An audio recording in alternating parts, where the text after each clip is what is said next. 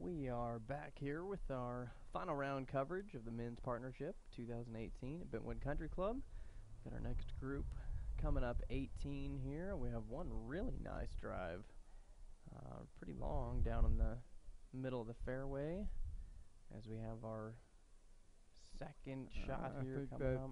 Might have found the front bunker. Yeah, I don't think that one held on. I think you're right. I think it did drop right in that front side bunker. And unfortunately, the story of 18, it looks like we're going to have some guys back behind the trees over there again on that right side. You would have thought after 2 days of playing in the tournament, these guys would have found a chainsaw or a tree saw or something to put in their bag to help them out. Since they're going to play over there, they might as well, utilize something.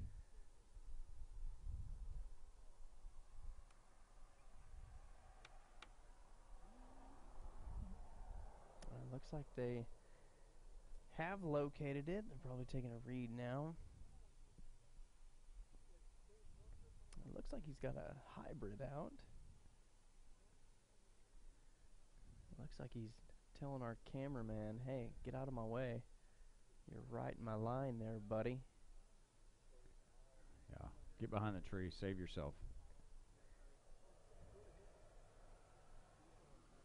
Let's see where he's going to go. If he tries to come out of that ditch and keep it low enough to go under the trees, this is going to be a really nice shot if he can pull it off. I don't think he's going to try that, though. I think he's got to go up and over, right, David? You would think from this point, and it looks like he did do that. He was using a fairway wood, I think, and what a really nice roll. It's not going to stop. So it did end up in this back sand bunker. Using that fairway wood from that position, got the distance he wanted, but you're not going to get anything on it as far as backspin or anything to help it stop.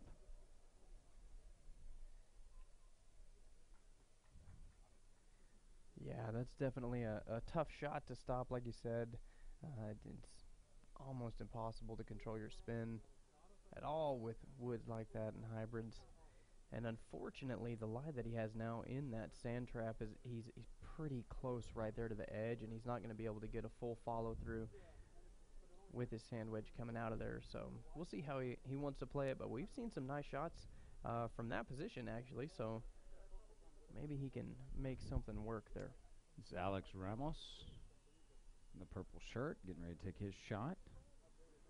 It's Dick Sheffield, who used the fairway wood and ended up in the back bunker. Alex really, we talked about this earlier today, in a good position along the fairway for where the pin placement is. Yeah, it really is. And want to fly the edge of the bunker. Yeah, he's probably got about 150 from there, I would guess. Like we said, that hump down in the middle of the fairway is about 175, 165, 175, depending on where you are on it. So I'm guessing he's right around 150 coming in. That distance, he can play it decently high. There's absolutely no wind right now. It's completely dead. Yeah, it did die down a few minutes ago. So we'll see if he can get some loft on this and try and stick it where he wants it. Looks like he might have got a little fat on it, but he had a really nice shot, actually. Yeah, that almost just hit the pin. Yep. Hold it out, but it did kick back over here into this first cut of the green, just by the back sand trap. So a little cart golf from those guys. He's like, I'm not going to come in the sand, but I'll get over there by you.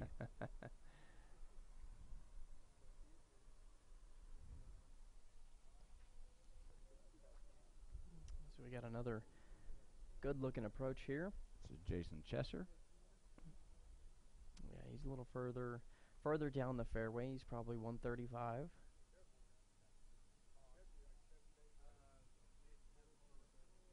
As we get into these President's Flight, Championship Flight guys, these are the ones that you will see always kind of stand behind the ball, line themselves up, take a few practice swings behind, then get up next to it, look at it, maybe take a practice swing, because they just kind of go through their routines. Yeah, absolutely, and that routine carries through every single shot.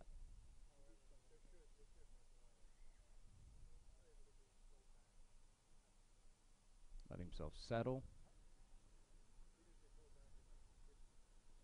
What a great shot that was. He wanted to release forward, but maybe one more club and he's sitting right next to the pin. Yeah, I mean, it's kind of been the story of the day out here, you know, just one more club, yeah. and you're in beautiful position. Always want one more. Edge of the bunker.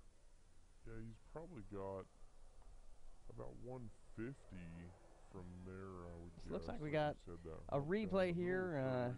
Sorry about that audio you can hear coming through. But tell you what, we'll just talk over it and drown myself out. There you go. That? You sounded like you'd had a few one more. I think I had too many one more of the hydration there. But yeah, he was going to line himself up here. And this is what we were talking about. These guys in these higher flights, they definitely have a routine that they go through. You know, every time they approach the ball, they're going to go through that same routine. As he approaches here. Little waggle, set the club down, set it behind the ball, and then come through. And that's definitely a nice smooth stroke that he had right there. You could see he finished, his shoulders weren't 100% square, but it was still a nice follow through, and he was still looking at his target. Ended up putting it pretty close to where he wanted to be. Mr. Sheffield getting ready to make his way onto the beach.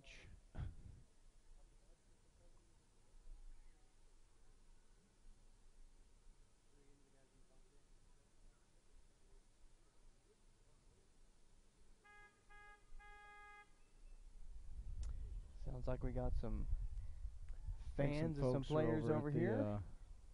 Unfortunately, I tend to hear that a lot wherever I go. Guys, remember that their people are playing still. You can see some of the golfers are looking back at them like, hey, I know y'all are finished with your day, but don't forget that we're trying to finish ours up as well.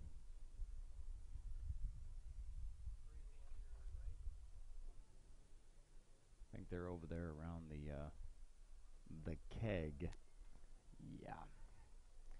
Kegs and cornhole, David.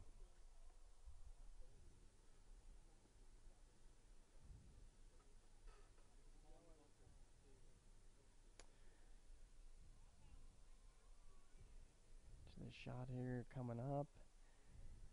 It looks like, yeah, he's gonna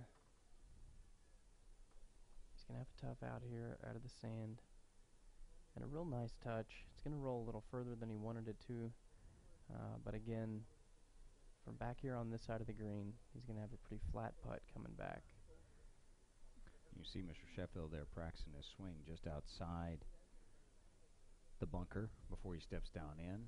Choking down on his club a little bit because he won't really need the whole thing, but getting behind it, you can see there, it's a great shot by our camera guys because, you know, talking about not blading the club into the sand, you're not supposed to touch it down there. You can sit it up above it, you just can't touch it in the sand until you actually hit the ball.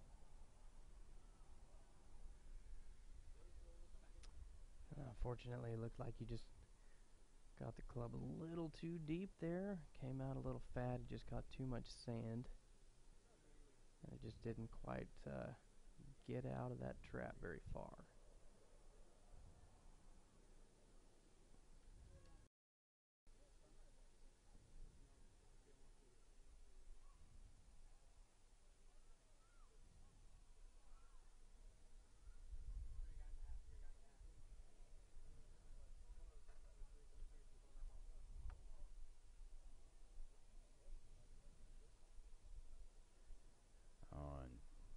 And unfortunately, David, that's kind of one of those things that we were talking about earlier. You know, you may hit a bad shot, and then you kind of just got to get it out of your head. You know, that too is, you know, it's been a long day. It's been a hot day. Yeah. It's all those factors that kind of multiply and can get you flustered by the end of your round. So he's going to rely on his partner, Alex Ramos, now.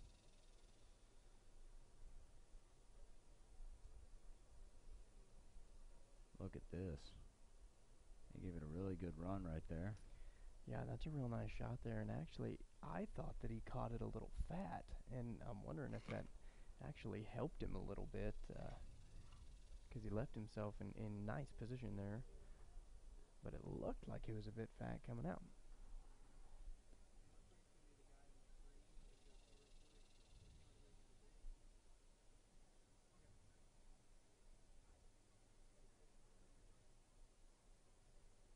So looks like we're going to go back to Mr.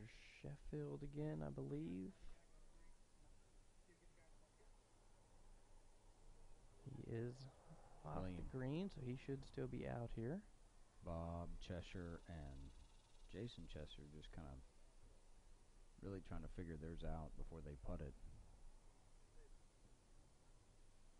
Yeah, that was a great touch there from that far off the green. Especially after being frustrated with the other 2 or 3 shots he had coming out of the sand and everywhere else.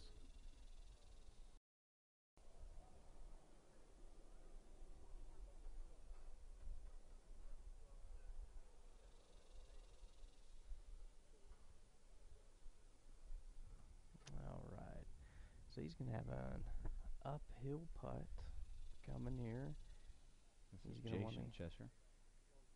Get it right to the top of that ridge and then let it die down. And he is going to have a little bit of movement here. Yeah, not a ton. It's going to break up over the top of that ridge.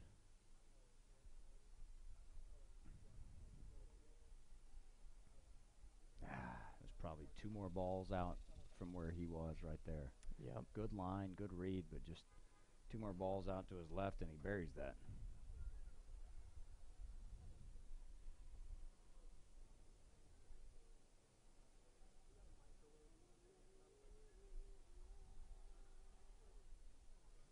Taking a good look here at this one. Wants to make sure he cleans it up as he knows that his partner has been in trouble this hole. So he wants to make sure that he can put up a good score for him.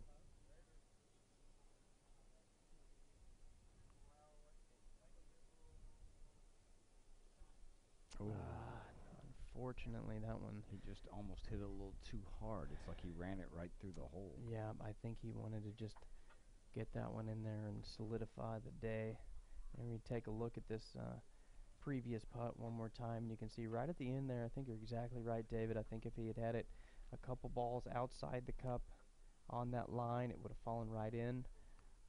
But it just starts to break right there at the end and doesn't hold up. Looks like he started it out just outside the cup, and by the time it came over the ridge is where it really broke.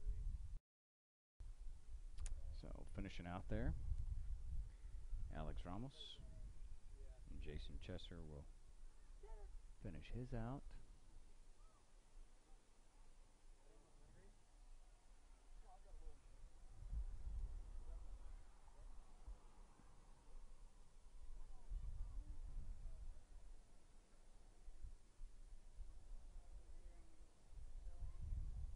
He's looking at pretty much the same putt here. So you should know exactly the speed. And he does as he finishes that up. Hats off, handshakes all the way around. Their 2018 partnership tournament finished now.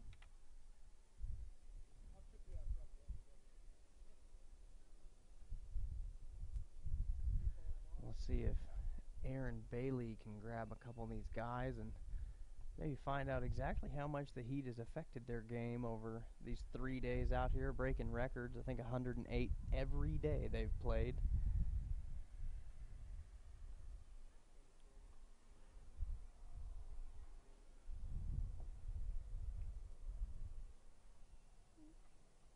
Got Bob down here with me, and Bob, day 3 of playing in this extreme heat, how'd you finish out? Perfect. Perfect. One word. That's all we need. What was your round like for you? When was my what? What was the round like for you? Great. Great. Perfect round. That's all we need. All Enjoy right, the well, there night. you go. I think it is harder to sum up than that, or maybe Man of maybe not few harder. words. There you go. Perfect round to finish up for them. As we've got our next group coming up the fairway here.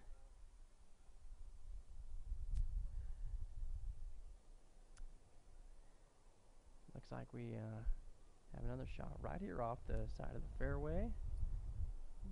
Good looking approach. He's again probably 160, 165 out. And if that ball comes back around, it could be nice. He's staring it down. And it's not going to. I didn't end up seeing where it is. Is that it right down there at the very front?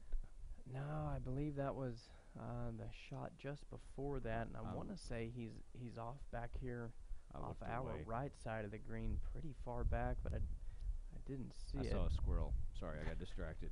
Squirrel. There it is. Found it here on the backside. As long as the squirrel didn't steal it, then yeah, we're okay.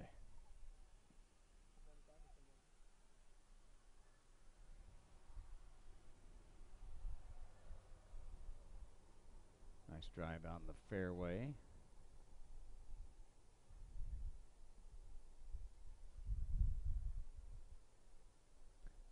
Yeah, so from where he is, I guess he's probably 145. It's Doug Chitsey.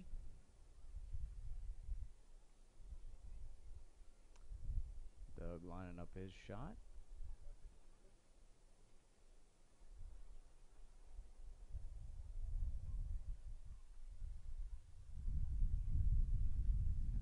Gonna get his feet set there. One last look at the hole.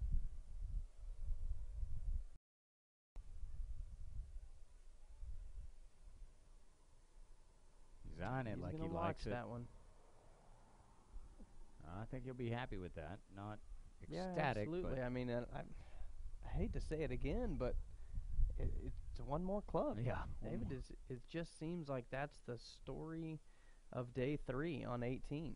You know, is just one more club, and like we were talking about earlier, they may be a little timid. You know, with the pin placement from yesterday, they didn't want one more club because if they had it, they were going to get punished for it for sure. So you know, I think they're just a little timid today, and they don't want to be behind it, even though that it's safe back here for them. Yeah, really, being behind the hole today is probably a better opportunity just because it's flatter. Coming up from below the hole where you wanted to be yesterday with that pin placement, you did not want to be above it trying to go back down the ridge, but being below the hole today, there's so much more in play as far as the break and everything else, whereas if you're up on the back side of the green today on the flat part of it, you have a better opportunity for a straighter putt.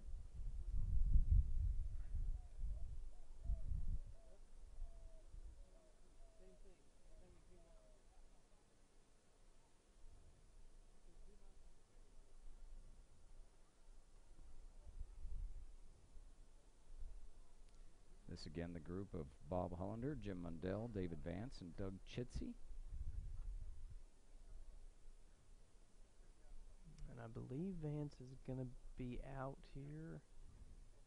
And there we go. Now I can see the ball over there. And yes, he is off the right side of the green. He's at the bottom of the slope though, so he's got a pretty flat lie, but it is it's over in that thicker St. Augustine patch. So this could get not even gonna be able to see the ball rough. there. And you see right there, he's pulling those runners out. Yep. And that can just absolutely grab your club and not let it move at all. Basically doing some gardening over there with his wedge. I think Kevin's going to thank him for that. Let's see if he got the check that he wanted. I mean, that's pretty good right there coming out of where he was. It really is. He's got about 8 feet left, it looks like. But again, that's a real flat putt, so he should have a good shot at that.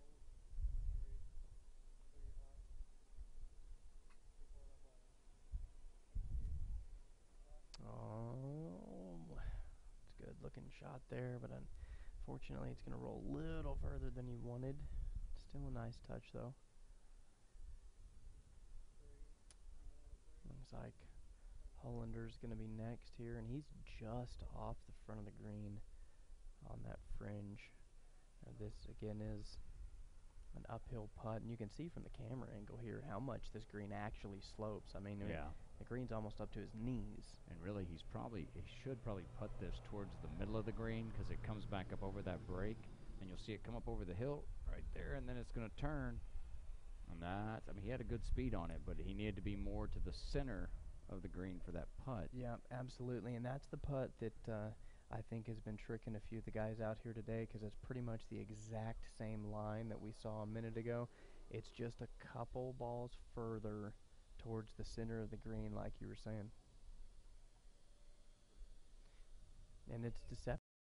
Look like there will be that much from all the way down there, but once you get past that ridge, it really starts to fall off. As we watch the replay here, you'll see right as you start to see the ball come up over the ridge of the green when he putts it, watch how much of it takes a turn. See right there, that's where it is. And he, of course, uses that reverse putter grip that a lot of players are using now, you'll see. Takes their hand out of the mix a little bit so that you're not trying to be too strong with your right hand and push the ball. Yeah, and I was talking to a couple players that use that grip, and they said that they feel like they can get that hand in line and keep it straight, and it'll help them prevent pushing and pulling in that way.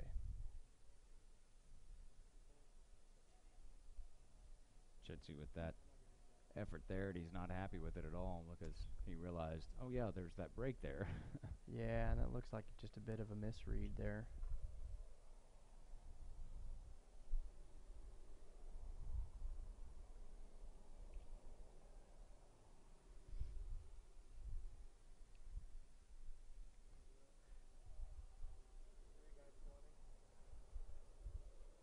And this putt here coming up, it's going to be pretty straight.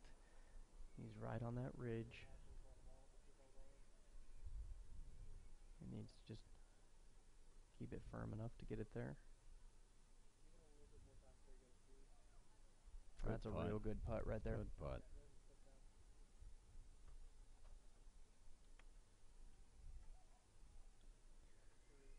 Let me pick up your mark for your partner. You won't be needing it. Nope, he says, you're welcome, we're done for the day.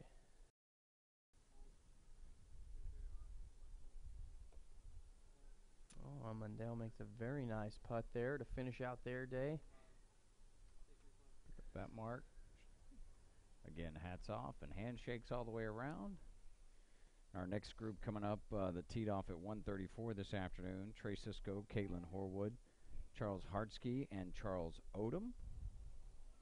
So we look at the replay there of David Vance. Good looking putt right in the center of the cup.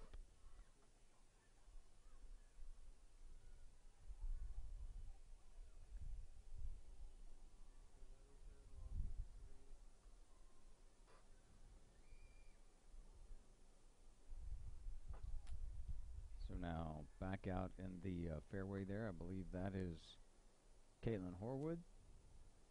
David won't do it because you're taller than him.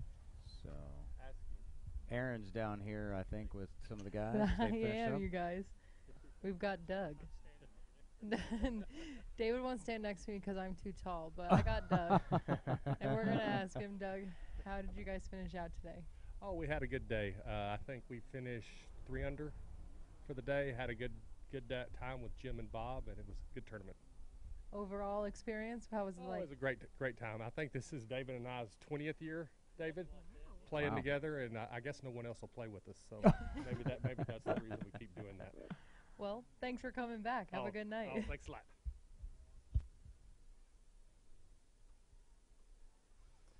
There you go, saying they were coming in 3 under today. That's a nice round. I don't recall what they were yesterday, but I know round 1 they came in at 74 2 over. So depending on what they did yesterday, that's going to put them 1 under plus today.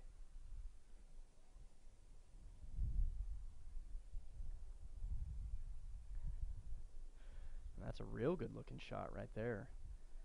Put himself right at the top of that ridge. That ball's going to hold right where it is. Give himself about 6-7 feet to come in.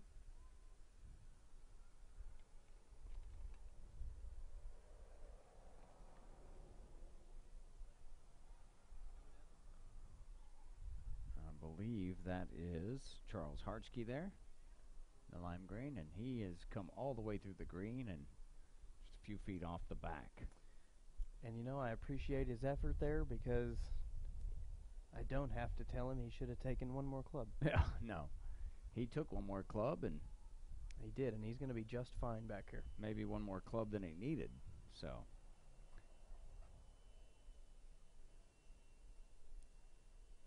Cisco and Horwood. Look at this is Trey there, and I love when they walk off staring at it. You know, they hit a good shot that they like. Yeah, a little club flip. Flick of the club there.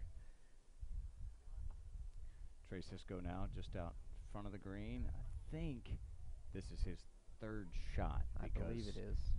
They did stop just in front of the ladies' tee box, so it might have had some issues off the tee. Trey trying to tilt the bite. Ooh, did a little, not quite as much as he probably wanted it, but. Yeah, but even though he ended up off the green there in the back, that's definitely makeable.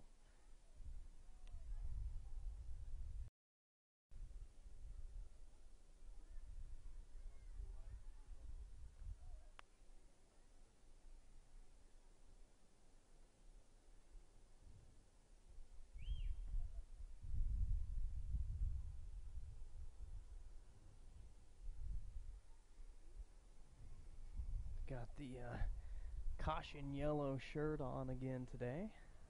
Huh? I couldn't hear you for the shirt. Yeah, that's Charles Hartsky there in that lime green highlighter yellow, whatever you want to call it. Loud. Mm-hmm. Impressive. And, you know, I noticed a lot more of these guys wearing the Nike, the dry fit, full sleeves. So many more of these golfers these days are trying to pay attention to being in the sun so much and having some sleeves on and trying to keep the old Mr. Skin Cancer away from you. Nobody wants that, David. Nope. Although I'm browsing the store here, I think I might have found my next outfit. Let's see if I can. Is this your next golf outfit? Seriously? Well, it's either that or what I'm going to work in on Monday. So. Wow. I think we can. You need to pay more attention to the broadcast. You have way too much time on your hands over there. I'm sorry. Pink and palm trees, right? Mm-hmm. I think. You're going to have to grow your hair out for that. Not a problem.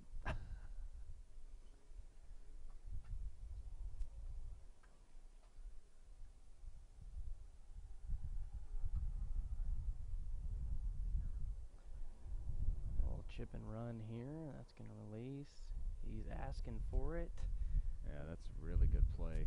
Very nice shot, as that is definitely inside the leather. He's going to be going up. I'm going to mark it anyway. He's going to get all of his money's worth of playing.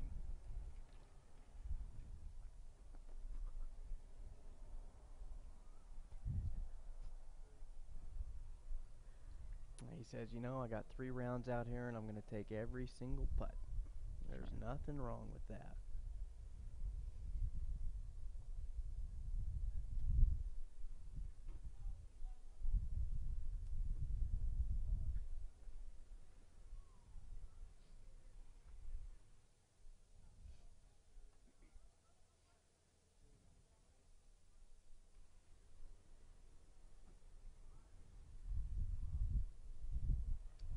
Look at this putt here. Trey Cisco now.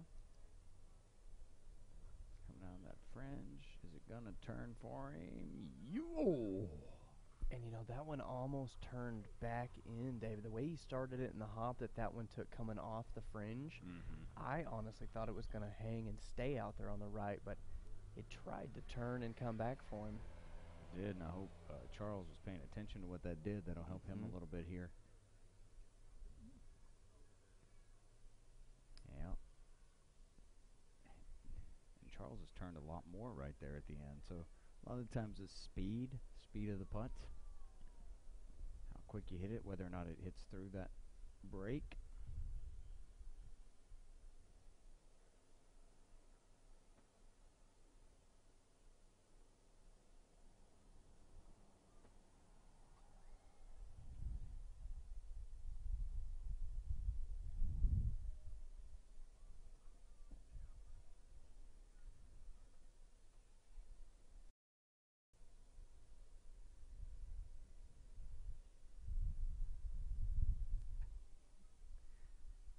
This putt here, it is going to move just slightly.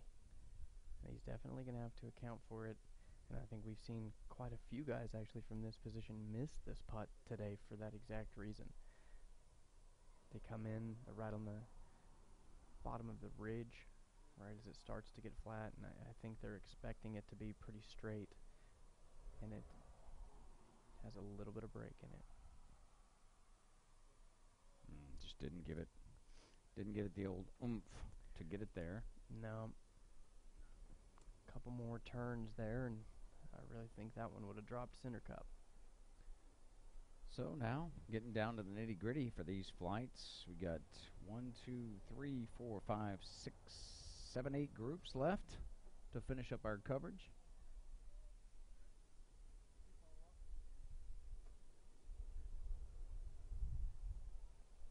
Next up in the fairway, Jake Ford, Troy Jenneke, Clint Adams, and Wes Evans. Obviously, you can see the cowboy hat way back there in the background.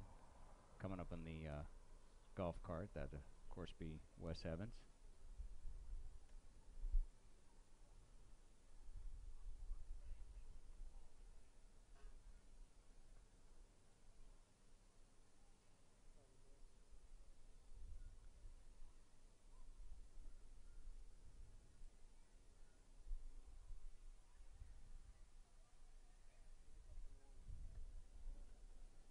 Farr and Jenneke ended up putting up a 66 in their first day. Great opening day, but then they had a little bit of yesterday. They ended up with a 75, so 3 over. So coming into day 3, they were 3 under. That's Wes Evans there in his signature cowboy hat. All right, David and Cody, I have Charles down here. Good job today. Hey. We're getting fist bumps. Now we're going to ask him, how was the round for you? Today was great. We had of course, it felt like a hairdryer all day, but we had a great time. The guys we played with are fun. Golf wasn't that great, but that's okay. Out of the whole 3 days, what was the best day for you? Golf-wise or temperature-wise? Well, none of them were good Actually, temperature-wise. today was the best day we played in 3 days. So to finish strong for us, we had a good time. Awesome. Thank you. You're welcome. Well, there you go. I don't think it really gets better any of the days temperature-wise. Yeah, I started to say it's just miserable. Might as well all not even three. ask about that. It's just Yeah. hot, hot, and hot. And from Wes's body language, he's not real happy with that. And heads up over there. Might have gotten to the Yeah. street. He said, "Heads up, Aaron Bailey. I'm not doing an interview. I'm about to show you." Did you ask him something hard last time, Aaron? Is that why he's hitting it at you now? She did. I don't think so. That is sitting underneath this F-150 over here, so that's going to be a tough one for him. That'll be a tough lie. I'm sure. I Sure don't know he'll what he's get gonna some do about relief that. from Yeah, that. he needs the road wedge, I believe. We're going to have to see him crawl underneath there to get that ball out. Troy Jenneke and your pitcher now.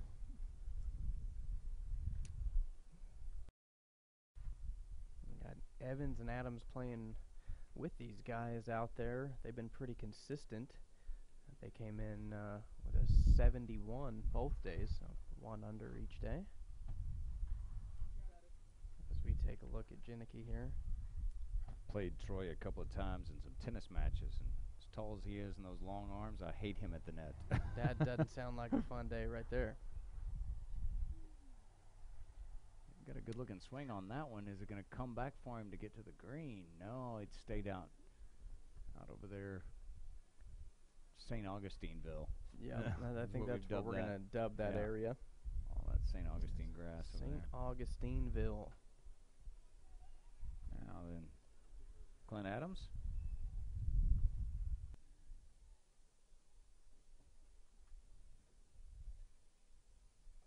Hopefully Clint lathered up the head with the sunscreen again today.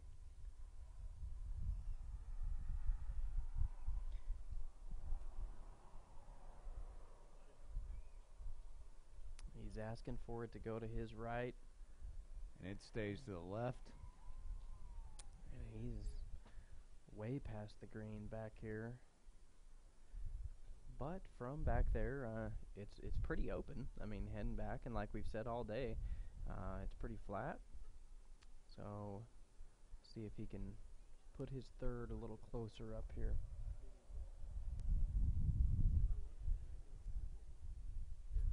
So it looks like Troy's partner, Jake Farr, is over by the fence on the far side.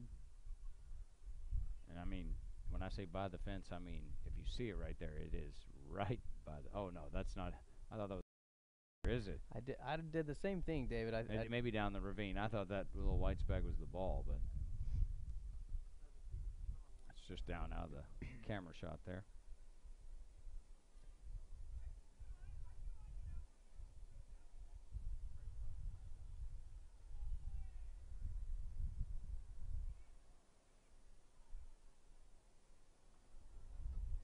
Jake now looking up over the trees, trying to see if it's going to come down just a little short, right out in the front of the green, down on the front edge. Yep, so he's going to have a little work there coming back. A little chat from some of the gallery players as they're making their way up. You should have used the other club. Armchair quarterbacking. It's always easy to be the best when you're not down there with them. Yeah, when you're not having to swing the club, you can tell them what's going to be the best way to do it, right? Take a look at that swing again here, and you can tell he's down in that drainage ditch over there. And he had a good line on it. He just didn't have enough club behind it. Yeah, and the one good thing he did, he really didn't try to muscle it. He just let it swing through pretty smoothly, and just left him short. Yeah, because like you were saying earlier, David, you get in that rhythm of saying, you know what, I'm just going to put a little extra behind this. I'm going to swing a little harder, and then when you do, any one of the million things that can go wrong does. You may not come through all the way. You may come through too much, and anyways, you get the point. Yeah, unfortunately, I know too much about that, because I've done it too many times.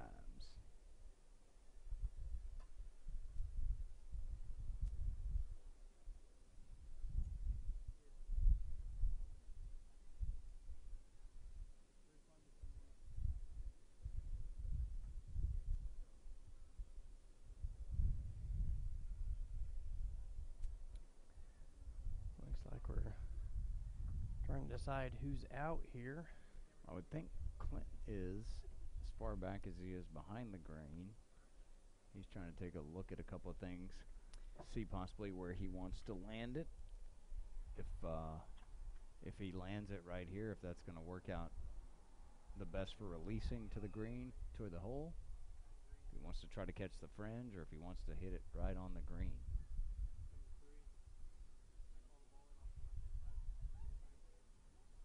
Sun is right in Clint's face right there. Maybe it'll keep you from trying to sneak a peek at it. I'm just glad it's not right in my eyes off the top of his head out there. And it did check just where probably he was hoping it wouldn't, just the outside of the fringe of the green. It did, and this grass is so thick back here. You know, if you land it just short, it's going to hang there and make it real difficult to release and get any sort of roll out of it.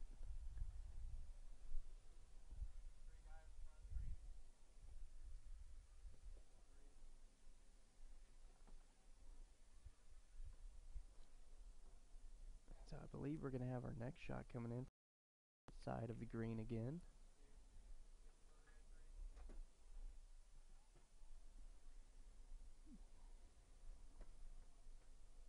He's kind of on a hill here. A little bit of a downhill slope. And this could turn out real nice for him. And that right there just shows you again how fast this is. And these greens are out here. Real nice touch. And it just kept rolling on him. It looks like he's got a definite makeable putt coming back.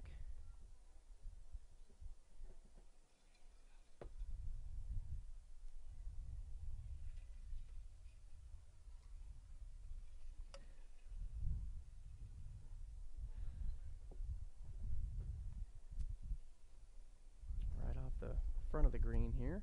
And have another little pitch and run up. Again, a nice touch there.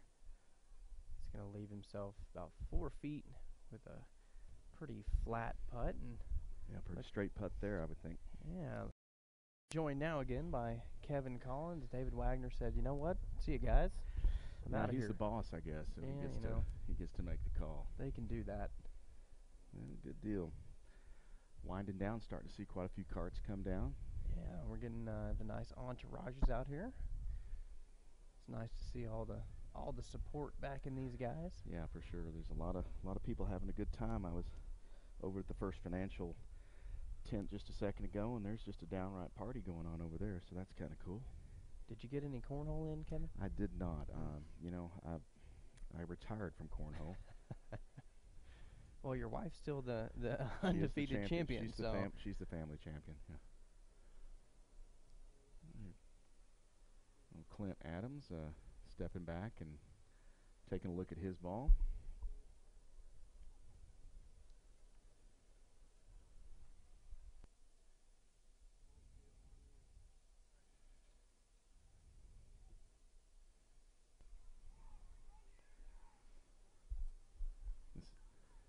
These guys, as we get closer in with these President's Championship flight kind of guys, they're going to take their time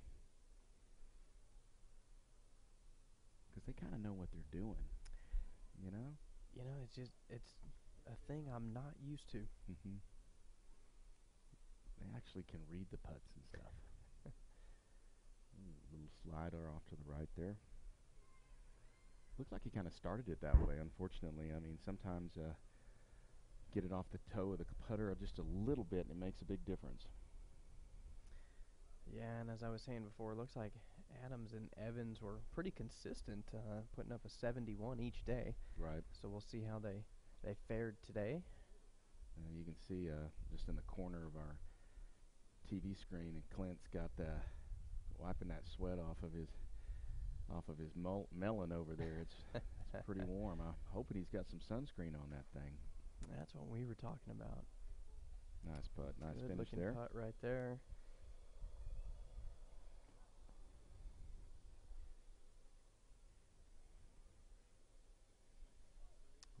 Jake Farr and Troy Jenicky playing with these guys.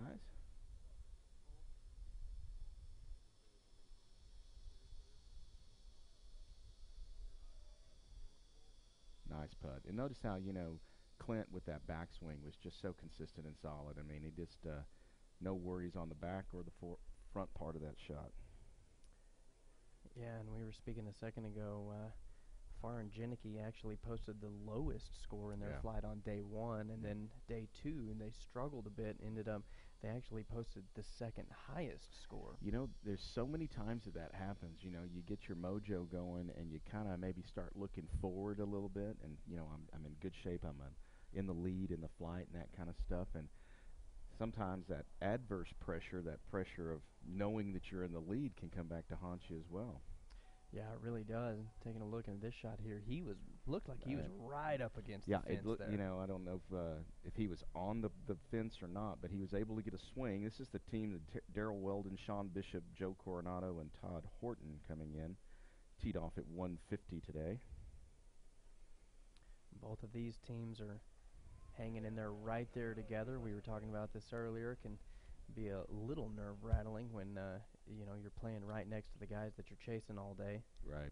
But both of these teams put up a 72. All right, Cody, I'm going to interrupt you because we got Clint over here. Sure. Hey, ask Clint if his head is more sunburned today than it was yesterday.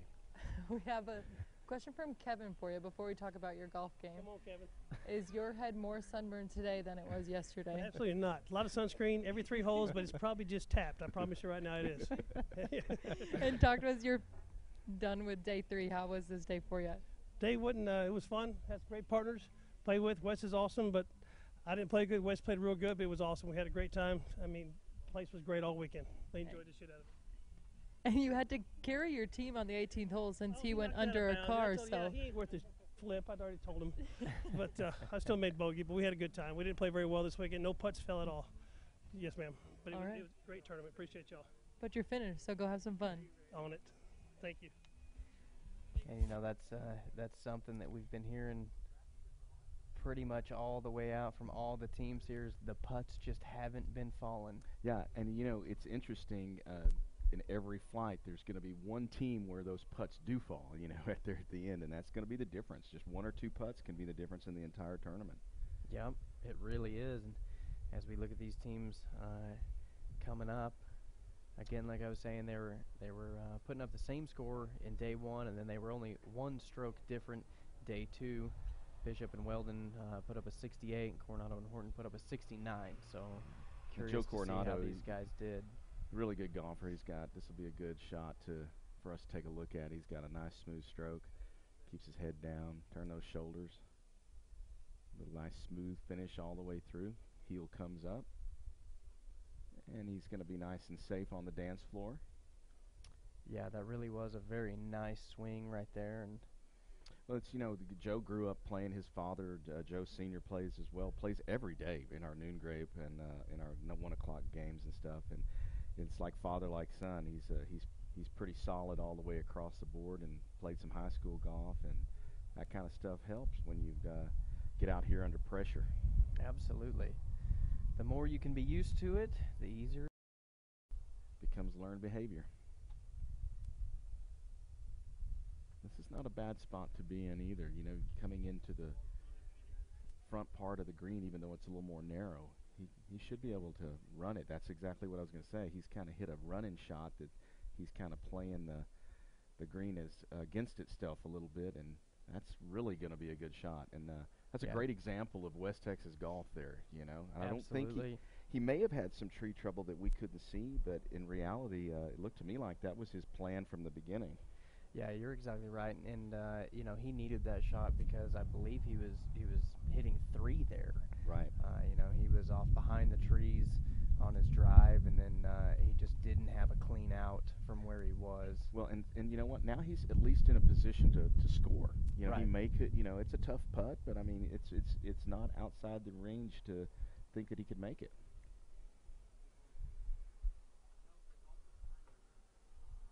Looks like we got another short approach here from the second cut.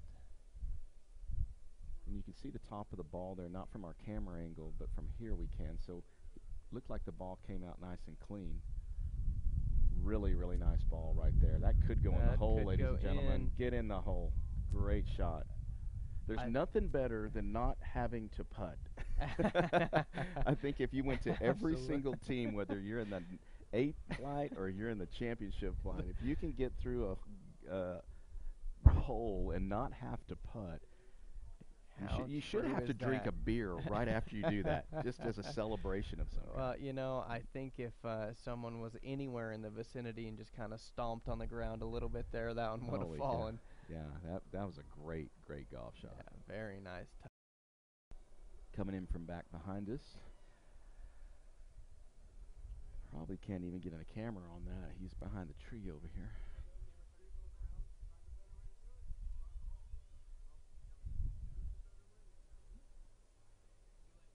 Carried over. Yeah, but I think he might have got that one a little cleaner than he was expecting to, and the way that came out. I know earlier in the day when Scott Wisniewski was back here, we had you know, there is some issues because these nice canopy of trees, you know, there's not as much ground cover, and we actually use mulch to cover some of that because it's difficult to grow grass in the shade, as you well know. But it also creates a little bit of an inconsistency in the way the ball is coming out, and so you never know, you might just blow it out a little extra.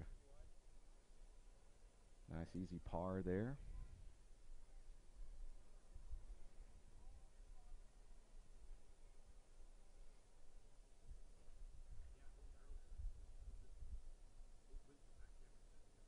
Can barely see in our camera angle there, though. Everybody's over there fixing their divots and making sure they've got a nice, smooth, clean lie.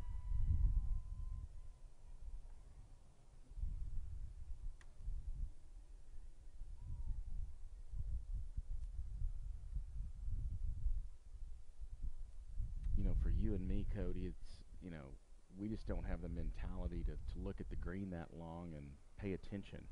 But these guys, that's exactly what they do. They're, you know, they see stuff that probably you and I don't see. Mostly because, you know, we probably had a couple beers while we were playing. But in reality, you know, their ritual, a lot of these guys have good rituals, and that's because, you know, you hit for show, you putt for dough, and I mean, it's a big deal. Yeah, and that's very true, and you know, that's a great point.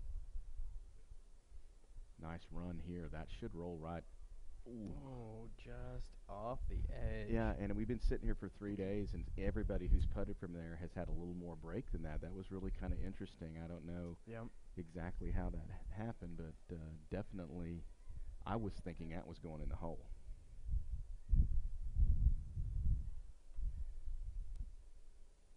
Yeah, and you know, it's hard for amateurs to get out there when they don't necessarily know exactly how to read a green. Yeah. I mean, you can get the generalization of it Sure. and say, hey, you can tell it's going to go right to left here, but you don't see those little nuances that these guys do see. For sure. And here's Joe lining up for his putt. He's been looking at it for a long time, so I imagine he's got his line.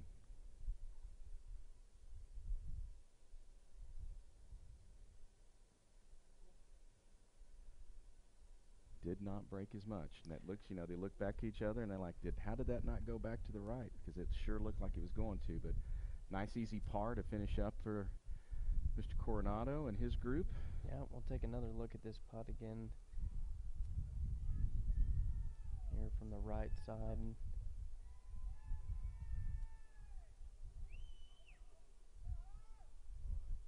looks like the folks over at the First Financial Bank tent are having a spirited game of cornhole.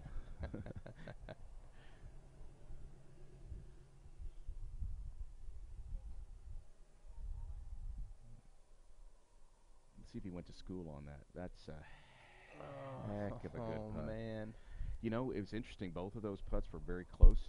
And one of them broke in the way that we thought they might, and that's kind of unusual. We usually kind of get a good feel for that, but all around the hole, looked like the guys had a great time. A lot of handshaking and high-fiving, and hopefully surviving the 2018 Bentwood Partnership when it was never below 105. So yeah, we were just saying that, breaking records every single day. Yeah, it seems to be getting hotter and hotter. It really does. We'll see if Aaron can snag somebody down there. Say, hey, come let me ask you a few questions. Here we go. Let's take it down to you, Aaron. We got Todd here, and Todd just finished up on 18. Looked pretty good to us. How was the rest of the day for you? The rest of the day was good. We had a couple struggles on the par threes today, but overall my partner played well. I think he knocked in about 5 or 6 birdies today, and I added a couple, 2 or 3 myself. So, you know, it's just one of those things. When you get out there, I mean, that's a goal. You know, you're gonna have mistakes, but you just got to limit those mistakes. And do you know, guys, where you're sitting right now at the end of it? I don't right now. I know we were starting the day about 6 or 7 behind, but I think we wound up shooting 5 today. So we'll see where the marbles fall, and hopefully we'll be able to sneak in and maybe play somewhere. Good luck. All right, thanks. Appreciate it. Great job there. I mean, 6 birdies today. That's tough. And again, I think we talked about that a little bit when we first started. Is some of these scores, when we started looking at the leaderboard, and you're like, you got guys down there that are in 5th or 6th place. I mean, they can make it 5 or 6 shots if they get hot, you know. And And it sounds to me like Todd and Joe got a little hot here at the end, so maybe nothing else, they might get a little day money or skin money because of that good performance. Yeah, you know, you come into day 3 and like you said, you might be sitting in the middle or even towards the end, and these guys are playing so tight that a 66, 67 day 3, and that could turn it around and win the whole thing for you. Absolutely. Next group coming up, we got R.T. Mackey, Brandon Dormice, John Callahan, and Travis Brown. Really cool guys. We've had John Callahan actually grew up at Bentwood, and he was a tennis player, and he was also my tennis pro shop manager for a long time. We were visiting, having an adult beverage during the player pool party, and he reminded me that I took him to his first Pink Floyd concert when he was in high school. So I'm glad that I could be of service to Mr. Callahan, and, because I believe that it's important that everyone in their lifetime see at least Roger Waters or David Gilmour at least once in their life. I agree with you. Absolutely. Yeah, John's a great kid. His parents have been big-time Bentwood supporters. So glad to have him back. He's actually living in Abilene now and comes over for the tournament. Of course, R.T. Mackey and Brandon Dormice, we visited with them yesterday after their round, and they're always contenders. So good group of golfers here. Yeah, we were talking about that a little bit yesterday. For those of you who didn't get to catch the coverage of the Texas Duel, the other tournament that Bentwood's been hosting out here, Dormice and Mackey came out, and of course that is a scramble, but they're great golfers, and they ended up putting up a 15 under. Yeah, and you know, that's what happens with these guys. They're so good that if they get an extra shot at something, that's just like, you know, that's just a mulligan every hole. I mean, every shot, really, you know. Yeah, and it's like you were saying, you know, these guys come out and they can really just get on fire. And when we were talking to them, I was actually talking to the other players about them that round, and they said they were just not even getting the putters out. You know, everything was going in from their approach. And like you said, if you can play around and not have to use the old Texas wedge, then it doesn't get much better than that. That's for sure. Of course, you got Brandon with the old handlebar mustache action going. He's got a little style with his game, so that's kind of cool. And yeah, I mean, they're contenders for best facial hair. Yeah, for sure, for sure. Other than Tom DeLauder, they're in second place for the Duck Dynasty wannabes. All right, let's see what we can get here, RT. Perfect position to come in. He can go straight at the stick. What a beautiful stroke that was, too. Nice and balanced all the way through. And he's just a little short. That south wind caught him just a little bit, and you can see as the camera angle went through there, you can see the flag stick is waving just a little bit in the wind. So probably wants the club, should have clubbed down, and he'd have been perfect because that was right on line. You know, that's the deal right there, Dave. And now we're trying to figure out a different way to say it, you know, because that's been the theme for today on 18 is I needed one more club. Yep, one more club. And it's kind of frustrating, I think, too, for these better players because they put themselves in really good position. And, you know, you and I or David, we probably don't really think about it. But these guys, the minute he hit that ball, he goes, oh, man. You know, he knew. He knew. Yeah. He knew as soon as it left the club face. A little frustrating, but on the other hand, he's still in a good position for a pitch and a putt for his par. And depending on how his partner goes, we'll just see what happens. Big gallery of folks coming in. The Callahan family, I'm sure, is following. Like I said, John grew up here at Bentwood, so there's a lot of people that are probably out watching the kind of the hometown boy come back to town. And he was a Bentwood employee, so a lot of the, you know, even the members, you know, remember him. And even, I wish it wasn't that long ago, but it was probably 15 or 20 years. But still, a lot of loyalty to the guys.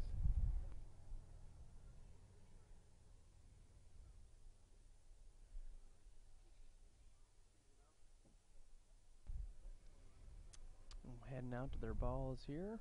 Yeah, it just kind of looks to me like Travis has got a pretty good putt option. So John, I think, will probably really kind of go at the hole. There's an angle with John there. He's looks like he's going to choose the putter out of that first cut. And it looks like maybe Brandon on the opposite side of the green over here is going to be out.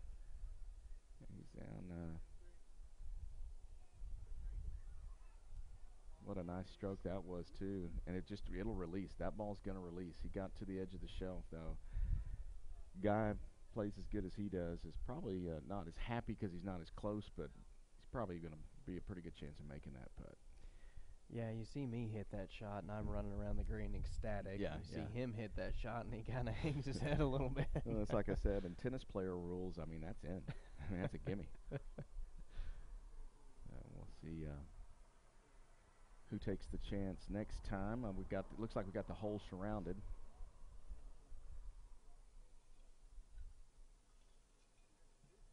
Yeah, we're definitely going to see goes from all over here. It looks like RT right off the front of the green. He's going to line his up and give it a roll. Yeah, these good players choosing the putter, so that's something. They've got confidence in that their ability to get it through. That is all over it.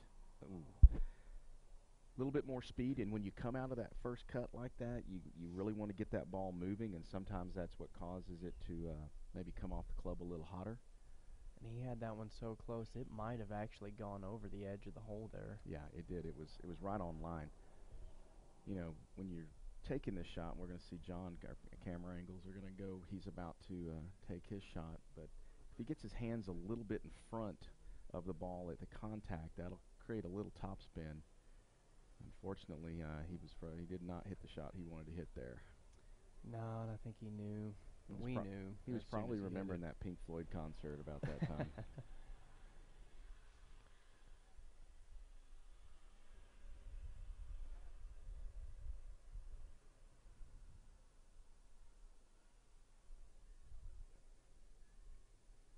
This is when you holler at your partner and you say, hey, you're laying 2. You got a makeable putt. Try to make me feel better about myself. John's going to go ahead and finish up. If he makes this putt, it makes it a lot easier for Travis. Whoa. Oh, man. You know, the only thing closer than that's in the hole, Kevin. That's a fact, and we've seen, 5 or 6 of those today that it just wasn't right. That's why golf's a 4-letter word, to be honest with you.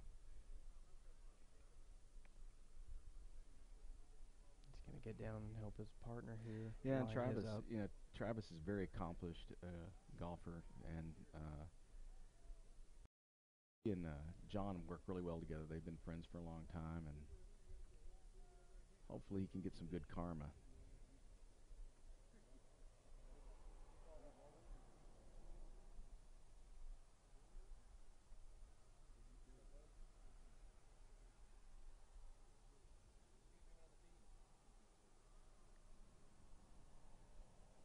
Nice angle there. Smooth stroke, too, coming off the putter. True line in the hole, ladies and gentlemen. Somebody needs to get that man a cold beer. Yeah, might need to give a little hug there. One of the best putts we've seen as he gives his beautiful putt. It's like one of those came off the putter and you knew it was going in the hole. Yeah, I mean, you called it right when he hit it. Such a smooth stroke going through. That ball never came off the green, just rolled cleanly all the way through. All right, Brandon, let's see if you can cover that up. Let's have another one.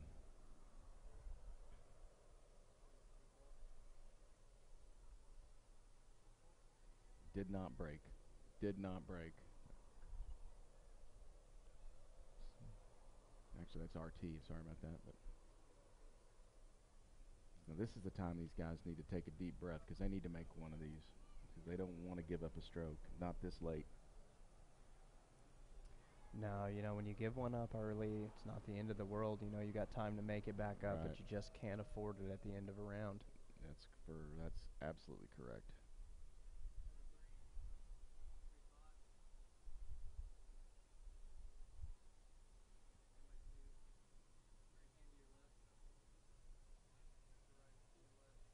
Nice ritual, solid. Right on. And great putt there.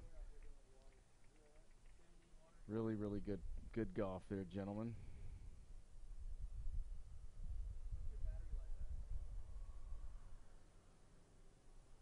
It's like next group is just now getting on the tee box, looks to me like. And that group will be Phillip Bailey, John Bailey, Danny Simmons, and Mark Vega. There's a bunch of Baileys in this tournament, and they're all from Erie County. Oh, well, there you go, Aaron. We were talking about that the other day, trying to figure out if any of them could claim you. That's possible. Take a look again at Brandon's putt here real quick before we go down to Aaron. And nice ball. You can see him, real clean, smooth stroke, and drop that one in to finish their day up. Let's go down to Aaron and see if she can grab somebody. Got Travis with me. You just ended hole 18 with a great putt. How is it to finish with that? It feels really good. I putted really bad all day, so it feels good to end that way. How was the whole round for you, besides your putting? It was a struggle, but it was a good week.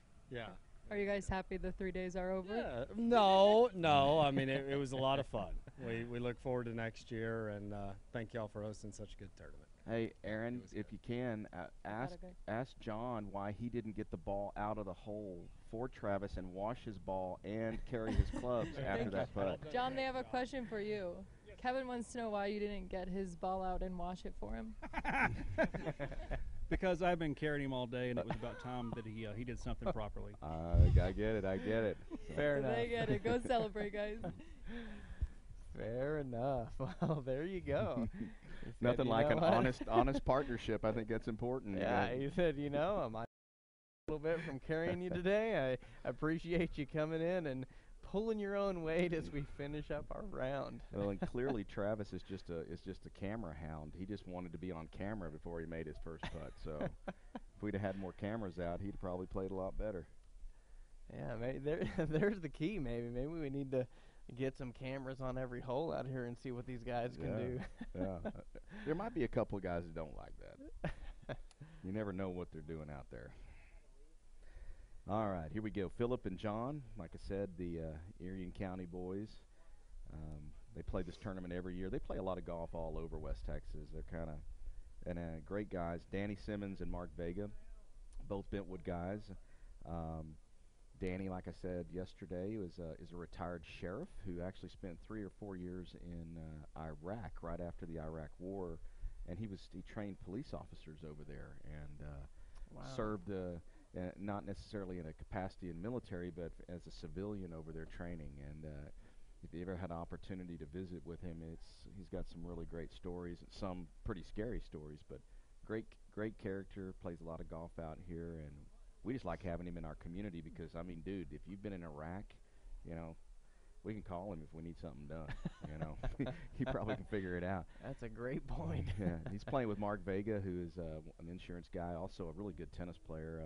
Kind of has given up the tennis for the golf game, not necessarily, I don't know exactly why, but he's one of our better tennis players in town as well. So love seeing these guys participating for their club and at their club, and so it's really cool. They're good friends. Looks like we've got Danny Simmons here on camera getting his He's got a really, really good opportunity to take a full swing. He's not quite as close as a couple of the other guys that we've seen playing from this position, so that might not be a bad deal because he might pick a little bit bigger club and maybe go through it a little bit more, but we'll see. He definitely muscled it, and it looks to me as he's walking away, he did, and again, that right side coming through, when you feel like you need to muscle it, your shoulder's going to turn a little quicker, your hands are going to fade off the ball, and you're going to get too much of a cut. And lucky for Danny, he's really not in terrible position. No, he's really not. After a miss like that, it could be a lot worse. So yeah. So we got Phillip Bailey here. He is right on the stake, and luckily still in bounds, and probably can take a reasonably full swing at this. Let's see how he plays it. You can see his eyes. He's looking over that tree. Club got a little caught up, but really makes nice shot out of that's the lemonade shot of the day right there. He made lemonade out of that lemon. He's going to be happy with that for sure. Anytime that you're in that situation and you're putting for birdie, that's a pretty good day.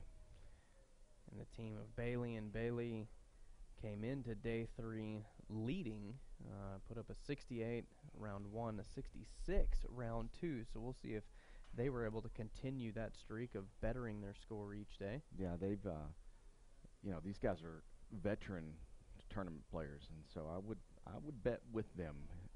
They're pretty consistent. Here comes Mark. Nice smooth stroke there. And he plays it just like David said we should, but didn't quite carry far enough, so he's going to be down at the edge of the green. Vega and Simmons were the closest ones chasing the Bailey team. They came in at 8 under starting today. They're consistent scores of 68 and 68. Well, Danny and Mark know this course, and so does I'm saying that Phillip and John's a member here too. It's just a situation where they're probably making those birdies on the holes they're supposed to, and it's going to come down with these two guys to making some birdies where they weren't supposed to come back and take over the Baileys. I would imagine the Baileys are pretty solid. This is going to be about a 9-iron, I would say, if that. Probably 110 yards out, 115. Great camera angle, nice smooth stroke. Look at his head stays down through it. Perfect shot right there. You can't hardly beat that. If I hit one shot like that in 18, that would be like the best thing that happened to me. Yeah, I mean, for me, that's a shot to retire on. Yeah. Well, and again, if these guys pull off a birdie on 18, they're having a good. If they've had a decent day, it's going to be hard to catch them, because this is a hole, like we've talked about the entire weekend, that is very difficult to birdie.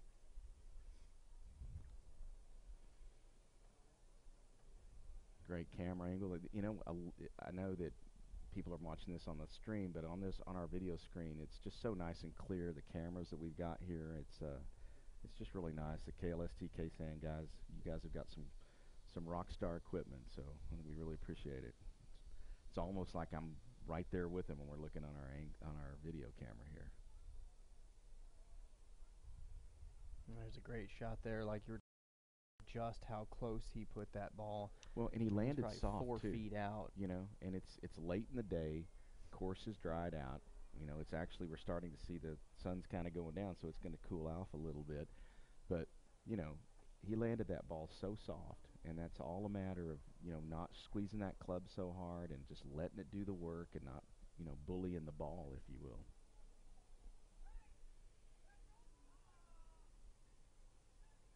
Danny pulled it a little bit to the left. He's probably wanting another shot at that one if he could do it.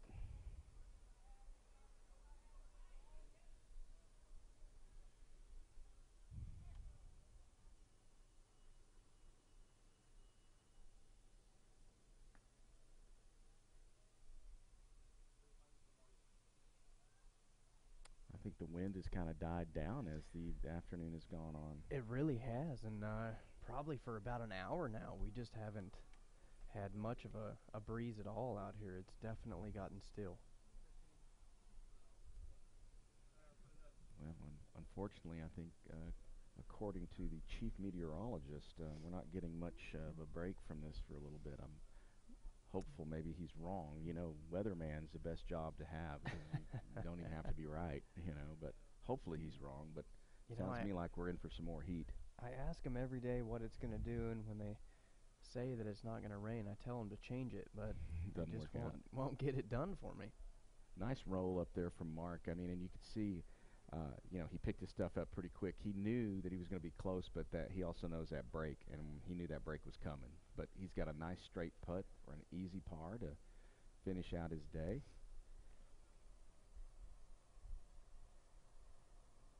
Gonna mark it and step back, and we'll see if Phillip Bailey can make John Bailey even happier, because if he makes it, he'll get a birdie there too. So.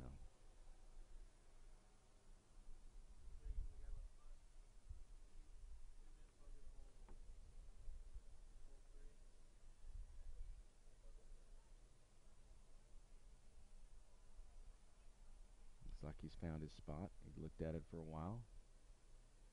Nice roll, but pulled it a little bit, I think.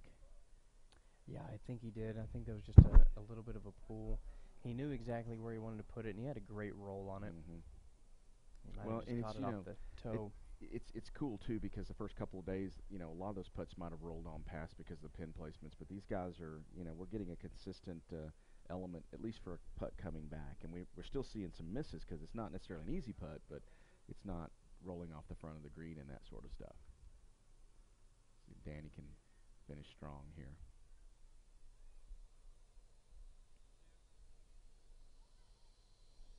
Oh. Another super close miss there. Yeah, and he's at least still aggressive going after the putt. I'm sure he's got some confidence in his partner.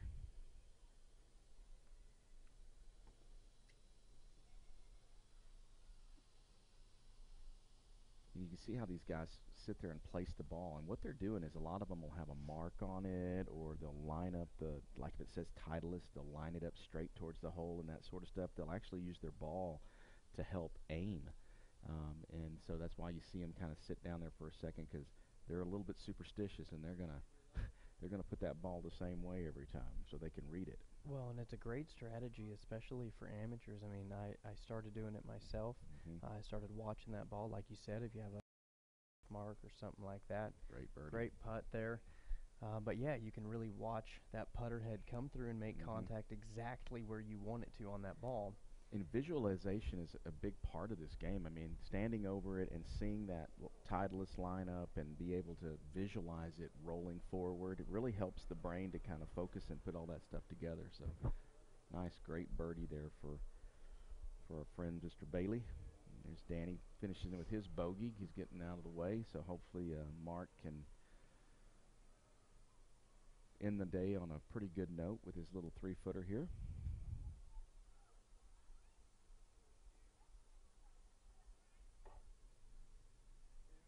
Finishes strong. He does.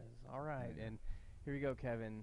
This is Erin Bailey's chance. She's been waiting for this for 3 days. Right on. She's going to try to find out. Is this 23andMe? We're going to need to do a DNA sample of some kind. Ancestry done over. I think we may have to. Finally let's pull up the Ancestry.com fact sheet here as we find out if Erin's going to find some long-lost family members. It's like Philip's pointing at John, John's pointing at Philip. They're like, wait a minute. They're hesitant here. Well, they know they have a long-lost sister. Take it away, Erin. We're not related, you guys. Okay. I'm Bailey from Katy. Katy, Texas. I don't know you, so I doubt that you're from Mertzen. I'm not from Mertzen, but you guys ended pretty solid here on 18. So how has today been? Up and down. Couple bogeys, not real good. Had a lot of looks, but didn't really make anything. So it was up and down. It was okay. And the whole tournament for you. You guys were leading going into this, so how do you feel? I hope the guys that were right behind us didn't play well today, really. But no, I know the guys in front of us were playing pretty well, so we'll have to see. We had a 2-shot lead going into today. I don't think we'll hold it, but maybe. We'll see. All right, best of luck. All right, thanks. I love that. John says, I don't know you, so you can't be from Mertzen. There's only that's the thing about being in a small town. They all know you. How true is that? Well, you know, Erin, I'm very sorry that you didn't find a new relative there, but, you know, we always have tomorrow. You know, my mom has 8 siblings, so you just never know. You never know where they are. All right, we got Blaine Street and Hunter Fincher coming in. Teed off at 222. Street and Fincher came in at the bottom of the championship flight, starting round 3 at just a miserable 4 under. Kevin, you know, that is something to be real ashamed of. You know? Yeah.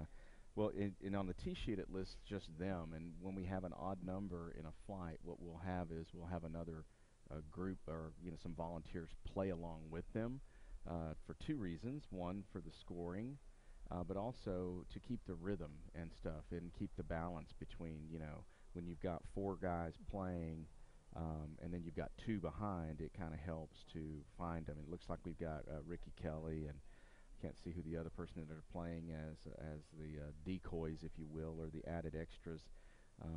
And we have a group of guys all the time that are ready and waiting to do it. And it's important that you find similar levels for them to play with. Championship flight team. Ricky Kelly's a former golf professional here at Bentwood. And so we asked Ricky, and now that he's a member, we asked him if he would come in and give us help us with the tournament, and he was glad to do it. Well, and I, of course, don't mind filling in the championship flight anytime you need me, Kevin. Well, I think it wouldn't be that I would need you; it's that they wouldn't want you. It's not. I think that's fair. You're hard to want, my friend. I'm sorry. You try to play hard to get, but you're just hard to want.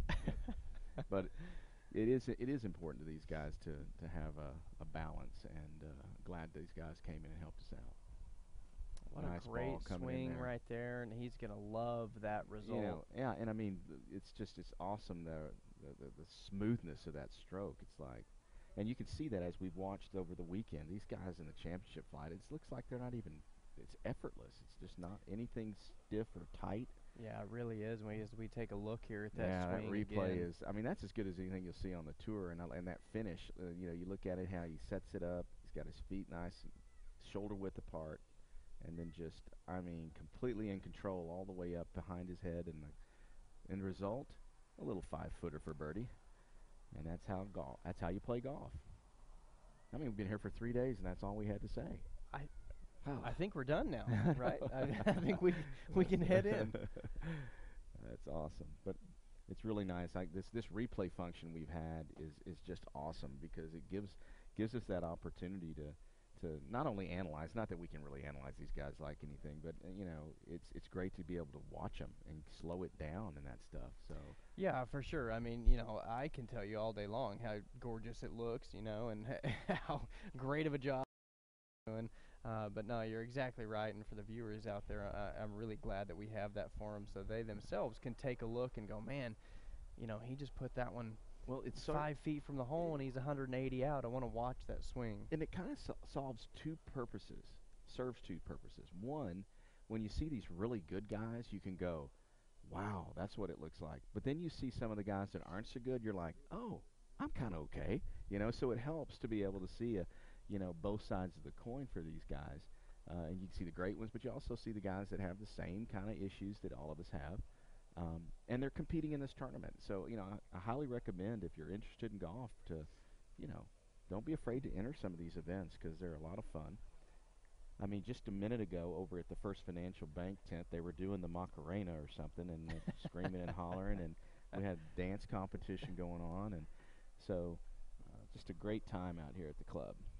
Now, Kevin, what do these players have to look forward to tonight after they get done with their rounds? We have an awards ceremony, a steak dinner. You know, basically the way we do our meals here is we kind of start, you know, with the horse race. We've got kind of pizzas and kind of, you know, more casual food, and then as you work into it on the final night, we do it upright. We've got ribeyes for everybody, and the chefs cook them up, and it's, you know, and it's because, you know, we're finished, and you can have a big nice meal and fill up and go, you know, go all out and then take a nap and not have to get up at 7 the next morning and try to tee off. So we try to balance it out as we go. And so they'll have a big awards presentation in our ballroom that you know, giving everybody their results. One thing too that we do here is when you win your Calcutta money, we hand it to you today. You know, there's a lot of tournaments out there that, you know, people wait a month or so to get their cash out from playing in their player pool or Calcutta. Well, not here at Bentwood. I mean, basically, we have all the money ready to go. We have an entire group of our staff that's basically what they do. And I mean, you know, when you're looking at these payouts, it's close to $100,000 when you really get down to it. You've got $56,000 in the players pool. You've got the day money option, and then of course the actual prize money. So it's a lot of accounting. But what we pride ourselves on is that when these players get in their car to go home, if they've won some cash, it's in their pocket, and we're proud of that. Well, looks like we've got David Wagner down here with Aaron Bailey. We'll see what these guys are up to. Yeah, you know, I heard y'all talking about the First Financial guys over here where they're having the cornhole and the party and the Macarena contest, and they're really upset because they understand that Kevin Collins is the best Macarena dancer at Bentwood Country Club. So, well, that's sad because I don't think I've ever even done the Macarena. I have played the Macarena. Yeah, that's true. You've played it. That's what it was. They were wanting you to come play it. I have played the chicken dance, too. When I used to be in the Cavaliers, James Thomas, we had to do the chicken dance, which would almost make you want to quit playing music, if you want to know the truth. So Kevin's responsible for making people do the Macarena. That's right. There we go. Oh, great putt. Right in there. Nice little bird sanctuary.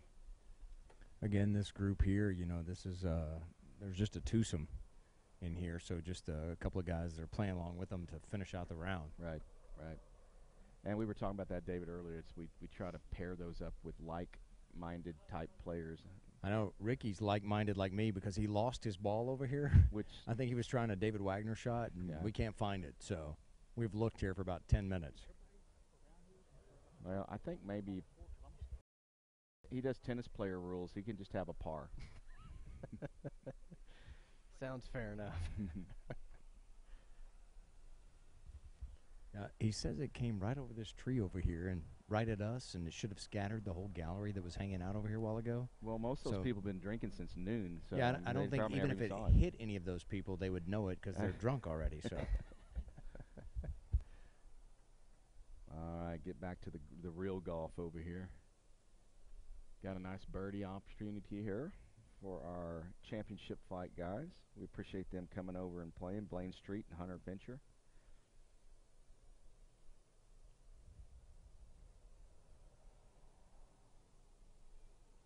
Always be nice to finish out today's round on a good note.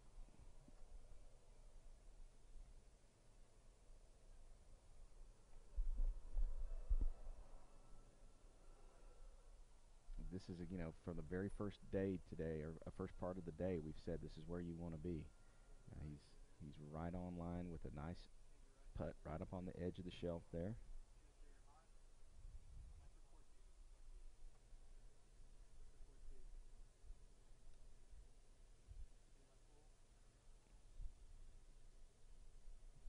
Great camera angle, nice and smooth putt there. Oh, pulled it just a touch. Yeah, I think he knew when he hit it. Yeah. Unfortunately, take his time and finish out his par. Little missed opportunity, but we appreciate those guys coming in. Teed off at 222 off of number 1.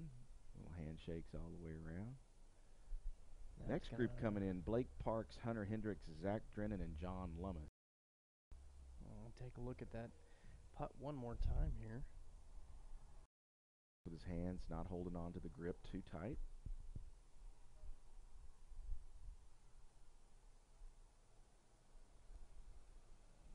Really looked good coming off the club. Just may have lined it that way, but it was a nice putt. Unfortunately, the hole got small. Well, it looks like Erin was able to do her job down there, snag a couple of them. What do you got, Erin? We got them both. We got the whole duo. We got Blaine and Hunter over here, and you guys, you're finishing up 18 today. How is it? It's tough. Conditions are hard, fast.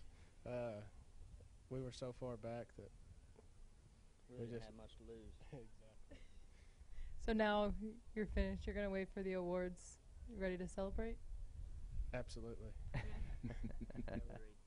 We played okay today. We'll see how the rest Congrats, guys. Thank you. You know, another thing to mention, Kevin, as these guys are coming up the fairway here, is that everybody in the championship flight are playing off the gold tees. Yeah, we don't even know they're there. They're so far away that we don't even know they're there. That's true, because, I mean, we've had a hard time even seeing them from where we are back here. But for some reason, they're hitting from the same place everybody else is. And what's the deal with that? But, yeah, those gold tees, the tips back there to play this, and that's a great point. You know, people... you play the white tees here, it's a good challenging course. You play the blue tees here, it's a tough course. If you play the gold tees here, it's a hard course because we are on 150 acres and it's a big area for the golf course, and so it's a long ways from tip to green. So these guys are probably on average hitting, another extra 50 to 70 yards sometimes, maybe even a little further on a couple of the holes. And so it does play, the course plays completely different for these guys, but it's interesting how their second shots always seem to be in the same place everybody else is. It's crazy, you know, from the whites we're looking at about 360, 370 maybe, and then from the golds we're, you know, we're in 430. Yeah. You know, and it's just, it's a monster difference for amateurs. So when you watch these guys hit the ball, it's just like, man, you know, you're putting your drive exactly where mine is, and I got a 60-yard And what's even worse you. is you swung as hard as you could, and he didn't hardly swing at all. So there's something to be said for that. Hit it a little further if you're not swinging as hard as you can. Like I said earlier, Zach Drennan and John Lummis, champions of the Bentwood Partnership before. They played many years. Zach Drennan grew up right over on that corner, right over just to our right. He grew up playing a little golf at Bentwood Country Club, and now lives here and has a successful business, Original Services. So kind of a good kid that stuck around and has done really well for himself. He's playing with John Lummis, former San Angelo Central standout golfer. Looks like that ball there is going to end up just off the back of the green, but again, he's going to be okay back here today because of that pin location. This is Zach Drennan on our video feed right now. Giving it a nice long look from where that is. We've seen a lot of guys here today, and again, he probably, as long as we can't see the ball, as long as he's got a reasonable lie, he can take a swing at this and go for the pin. And, you know, unless he's just in a bad situation for his feet or his balance, I would look for him to try to do something like that.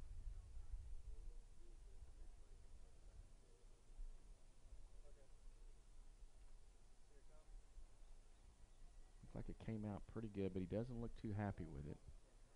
Pushed it out to the right and just into the sand trap. That's going to be a little tester sandy. Probably won't be able to put his feet in the sand, so he'll have you know, his feet above the you know, the lie of the ball, which yeah, that's going to make it a bit awkward there, you know, throwing him off balance a little bit, because like you said, his feet aren't going to be in it, so he's going to have a little bit of a weird stance. Yeah, you know. But you know, this kid has played so much golf, played college golf, played high school golf, probably was good enough to play professional golf. You know, you and I are like going, oh my goodness, he may not be freaking out. Here's the replay. You can see he kind of kept his balance through there, but as you know, he may have come off the toe, probably because of the lie. But look how much balance he was able to stand in there. It was a tough situation. He's kind of in a drainage ditch there, just for the people who don't know. So you just don't know what kind of lie he has or how his feet are on. But generally, keeping his feet as balanced as he did was pretty good.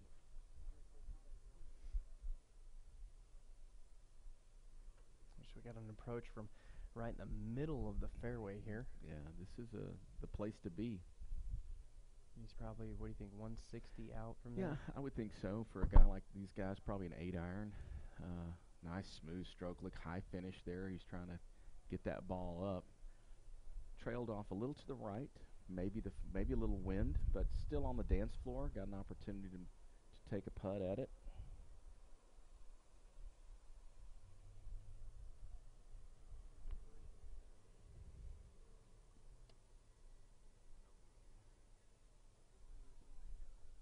Coming down to our last couple of 3 groups.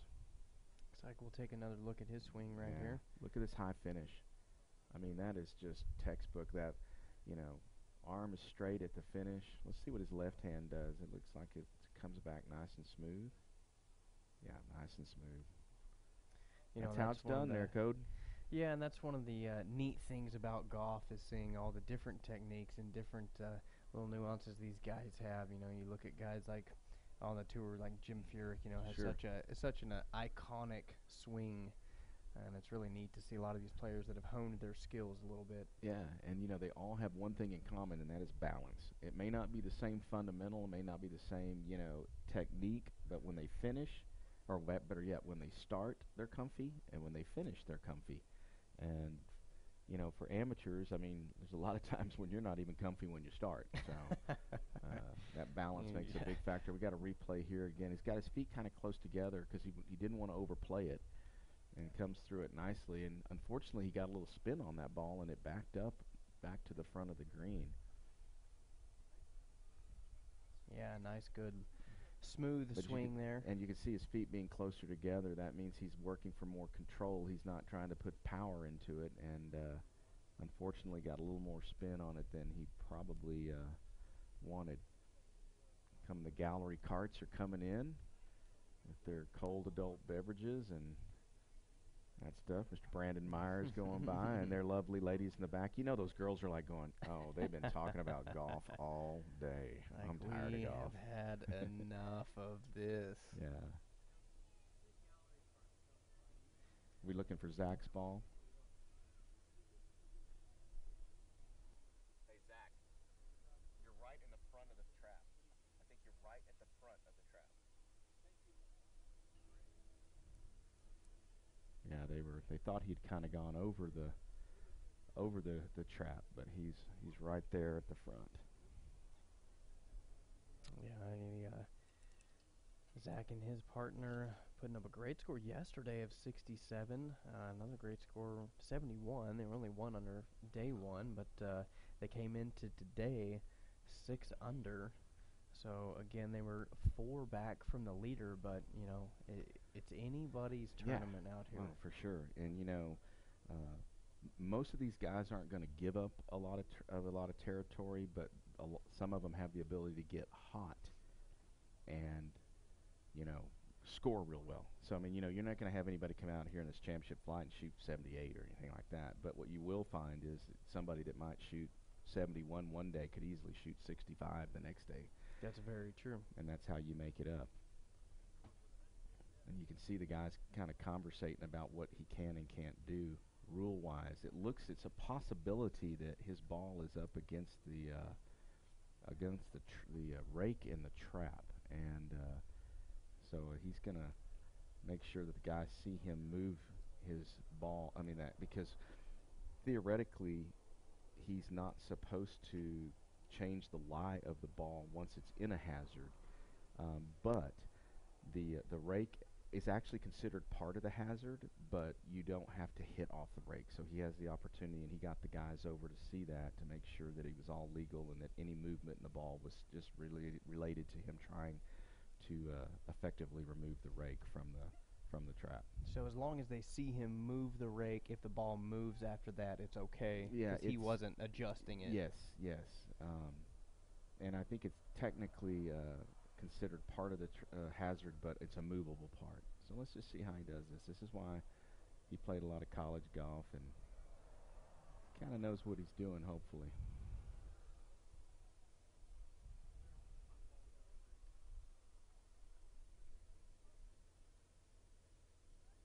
Look how much action on this ball. He's going to sit it straight. Okay, so here's the deal with that. That was awesome. That was an unbelievable shot. That was awesome. I don't know anything else to say about that.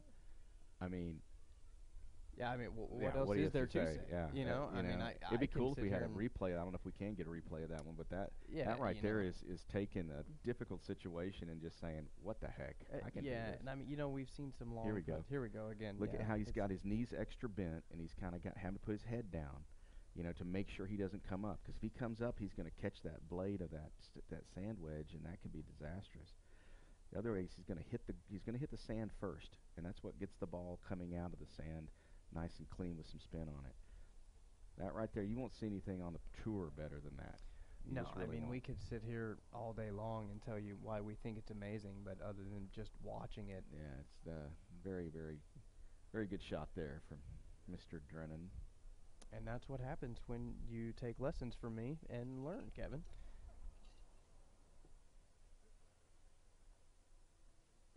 It's a good joke, Cody. You're getting really funny towards the end of this. You know, these guys probably went back, they rewatched the first day, our cast, they really listened to what I had to say, and they come out here and they make plays. Yeah, I don't believe that. Is that what you tell yourself to sleep at night? It is. All right, here we go. Coming up, little putt from the front. John Lummis. And this is something John can make. It's not outside the range. And since he's got Zach in a pretty good spot there for the par, there's no reason to leave anything short.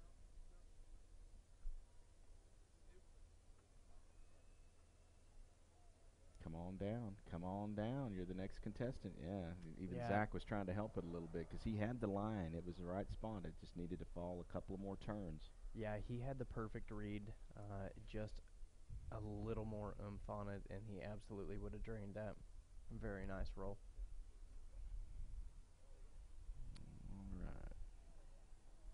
All right. Another look at it. Gets it started well, and as you can see, he's coming towards the hole. That ball is making its way. It just needed a little more chicken on the bone there to get it. Coming from the back.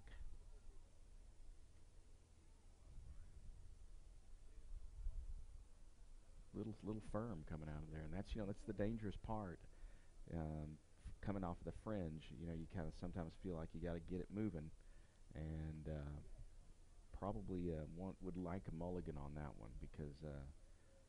And the other thing we could probably see a little bit as that ball came off of that club a little bit heavy because of the extra grass. Yeah, and I think that's one of those putts that as soon as you hit it, you go, why did I do that? Yeah. Well, and he's now the good thing about these championship flight guys, I mean, this is a 8 or 10, 12 footer, maybe 15 footer. I mean, he's got a better chance of making that than you and I on a 2-footer. So we'll see if he can come back and redeem himself. All around it. Takes the bogey. Just shy again there. Next group has come off the tee and making their way. It's Murray Carson, Kevin Crane, Corey Adams, and Jim White.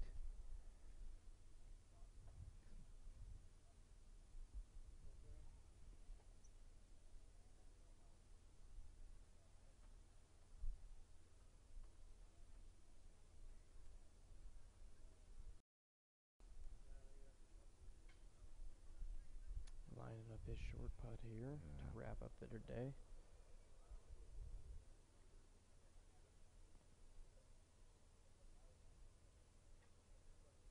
Picked that club up and just didn't finish. Tough hole. Hopefully it wasn't a tough day. It was just a tough hole.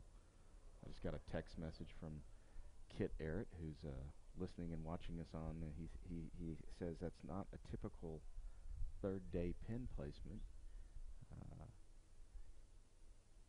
And I don't know exactly what he means by that, but I think it's a little easier. I think in the past we've had some tougher pin placements. I know there's sometimes on that last day we've had some tougher pin placements, but I like this one today. I think it's really helped all the flights, and still a tough shot. But yeah, you're right, Kevin. I mean, that would probably be my only guess in response to that is maybe he would be expecting a pretty difficult placement third day, but I agree with you. I like this placement here. And as relentless as 18 can be, I like the fact it gives them a scoring opportunity. For sure. Back pulled it a little bit, takes bogey out of the sand. Not the finish, but like I said, hopefully bad hole, but good day. That's all we can hope for him.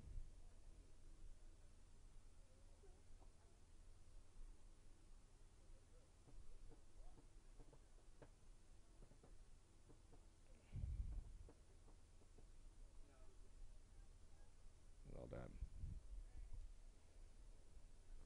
Guys are going to shake hands. These championship flight guys, we appreciate them playing, and hopefully they've had a good round, and maybe Aaron can grab a couple of them and see what's good they did today.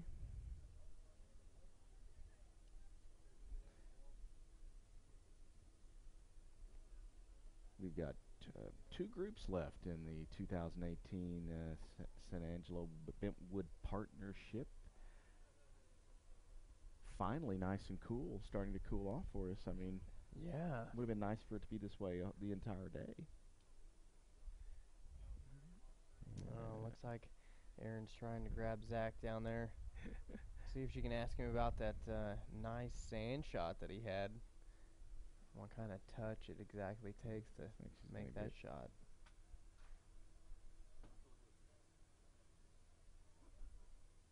Looks like that's right there in our camera. That was Zach's mom driving by in her golf cart.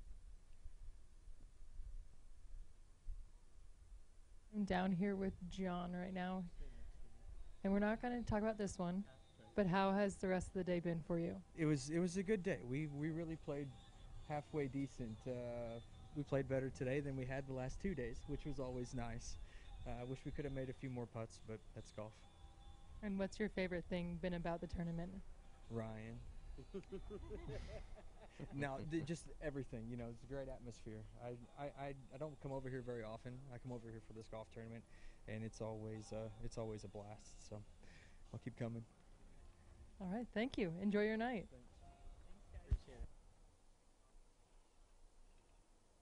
Well, there you go. Seems like everybody's having a good time all around. Yeah, and you know, sounds good for those guys. If they feel like they played well, then you know they've scored. And I think maybe they were possibly a little disappointed, mostly because the hole, if they were playing well, you know, to be able to birdie 18 to finish just might have put them in a little bit better position. But good to hear that they had a good round. This is Kevin Crane coming in. Looks like he's got a little tree trouble possibly, but I'm not entirely sure that we can tell that from this angle if that's true or not. Nice and smooth stroke there. Comes on to the back side of the green. He's probably not unhappy with that, given the fact that it looked like he had to work around that tree just a touch. As you can see, the galleries coming in behind and watching the guys.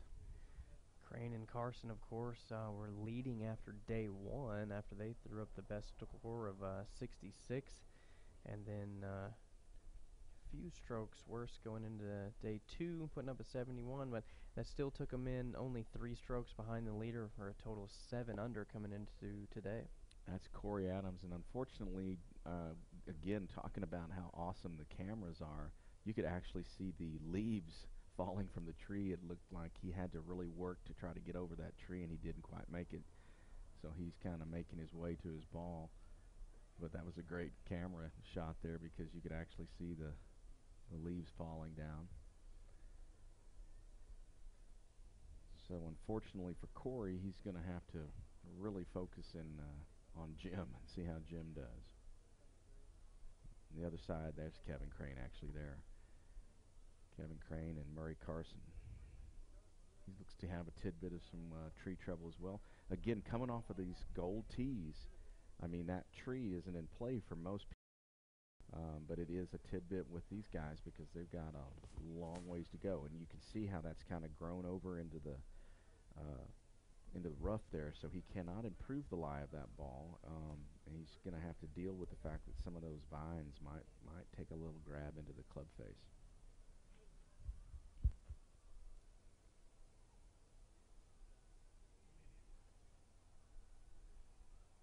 Looked like it came out fairly clean. He's probably going to like that. That says, you know, from a situation there, he's got a real birdie opportunity and dealt with his tree trouble and his ball in the rough and did just fine.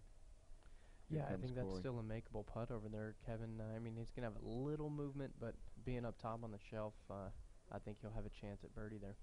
Corey Adams, Clint Adams' brother, coming through.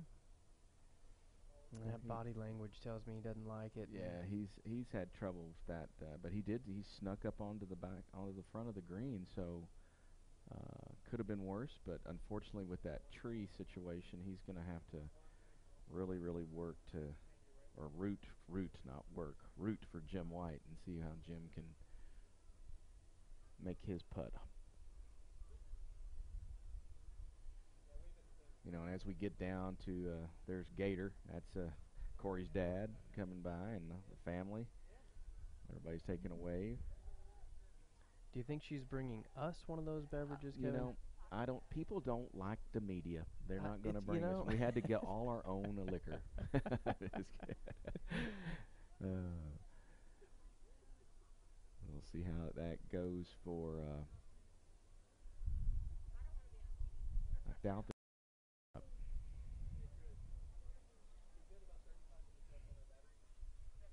Down to our final two groups.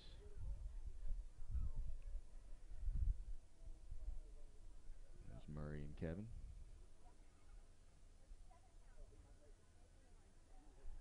It's great to see the Adams family, no pun intended, but the Adams family coming out. Gator is always following his kids around and spends a lot of time with them. And we out here at Bentwood, he's kind of a fun guy to hang with. Nice little pitch shot coming up. I think he was definitely going to want to carry that one a bit further. Get it up there, but... Look at Corey's son out there on the green watching his dad. That's cool. Probably could give him a few pointers.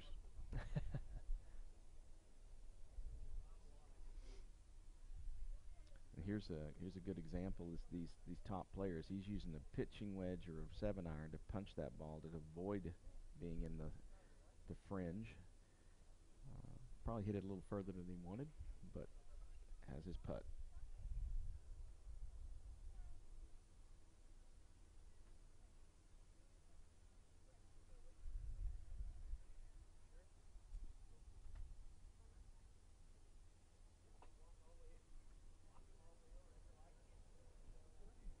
Corey's going to come over here and help Jim a little bit, try to make a decision on how to play this. He's pretty much out of the hole, so he's going to play cheerleader and see if he can give him any ideas.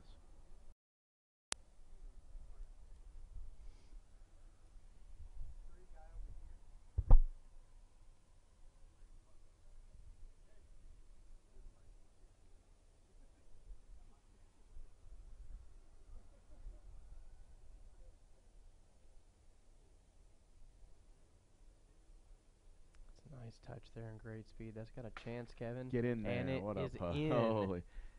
Nobody's happier than Corey Adams right now, ladies and gentlemen, after being in the tree. And he hole out. He's doing exactly what he should. Got the ball out of the hole for his partner. Way to finish the 2018 partnership. Great job. Jim White pitches in for the Bird Sanctuary. Yeah, he says, I'm hot, I'm tired, I'm not going to use my putter. We're just going to put this one in and head off.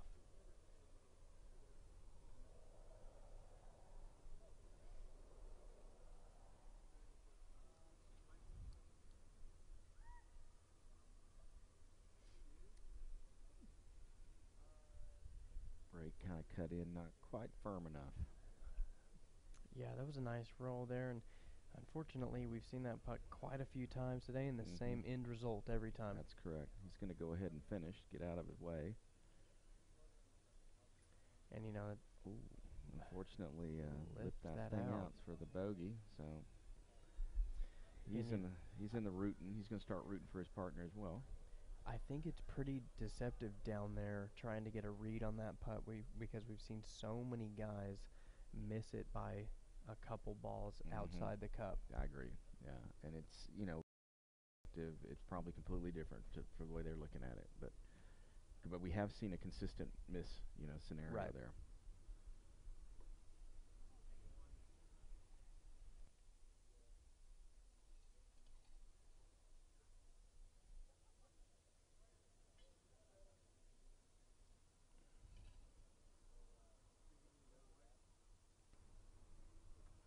Take their time here. This is a pretty important putt, I would imagine.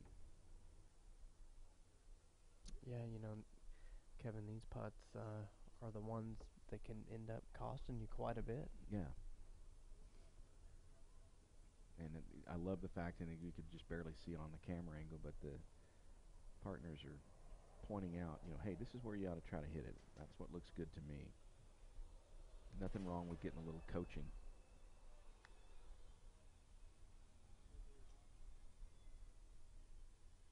Relax the grip a little bit. Really nice smooth stroke there. How that ball stays out of the hole, I don't know. No, such a great roll. So one turn off there. Guys are shaking hands, finishing up the final round here. And we're to our final group of the final round. And that's Jason Ball and Jack Graves, our winners of the partnership from last year, and Logan Philly and Will Henderson. They've got a little replay of that putt. Look at that grip. He's nice and relaxed. There's nothing on that grip that's going to affect the ball. And it's unfortunate because I think maybe a half a turn that ball's in the hole. Just didn't quite come out. Let's go down to David. Yeah, I tell you what, guys, we got Jim here. Pretty nice shot to finish out the partnership for you. Well, you know, I don't know if it made a big difference, but we still got to try to play. How was your day today? We struggled a little bit. We just never made too many birdies, didn't get it going too much, but, you know. Overall, tournament pretty good? Awesome. Always a good time, right? Yeah, had a great time. All right, thank you so much. And good way to end, right? So you can come back next year? Yeah, for sure. There you It go. always brings you back, right? Back to you guys. Final group here: Jason Ball, Jack Graves, and Logan Philly and Will Henderson. This is Jason Ball on the camera here. He's got a little golf to work with, but Jason, a former golf professional here at Bentwood, now Sonora, member of the Sonora community. Plays a lot of golf. Has a nice smooth stroke, and really didn't look like he cared about the trees at all. He just was a little shorter than he might have wanted to be, but yeah, he probably looked down. In fact, he did. He kind of looked down at his club right after he hit it and said, you know what, I might have should have picked one more club, but still in the hunt.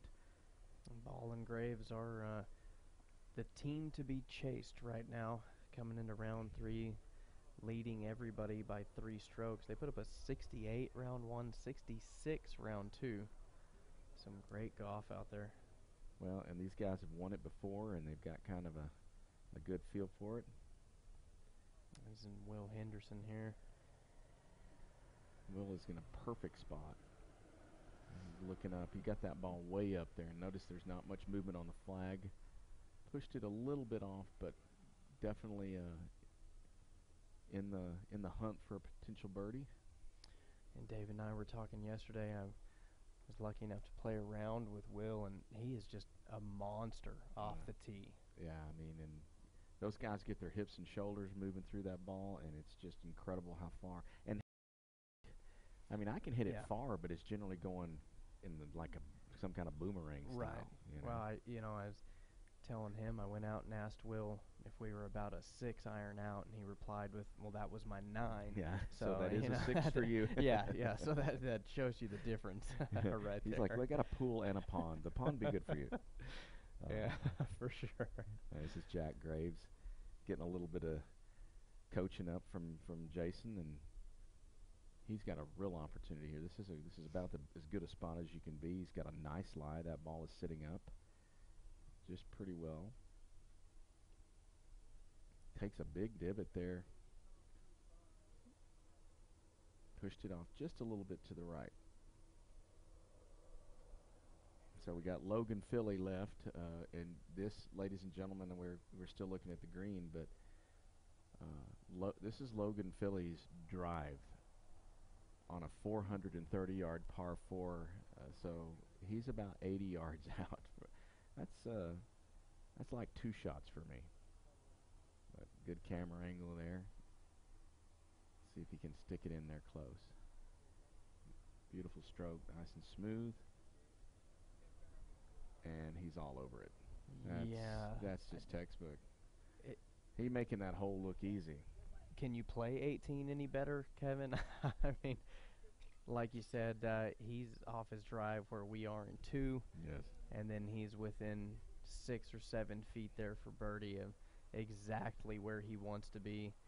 I mean, that's a pretty flat putt he's got coming in. I think that's, like you said, it's definitely gimme birdie in my book. Yeah, But for sure. It's good to see these gallery carts coming in, everybody waving to the cameras and stuff, and all face having a good time.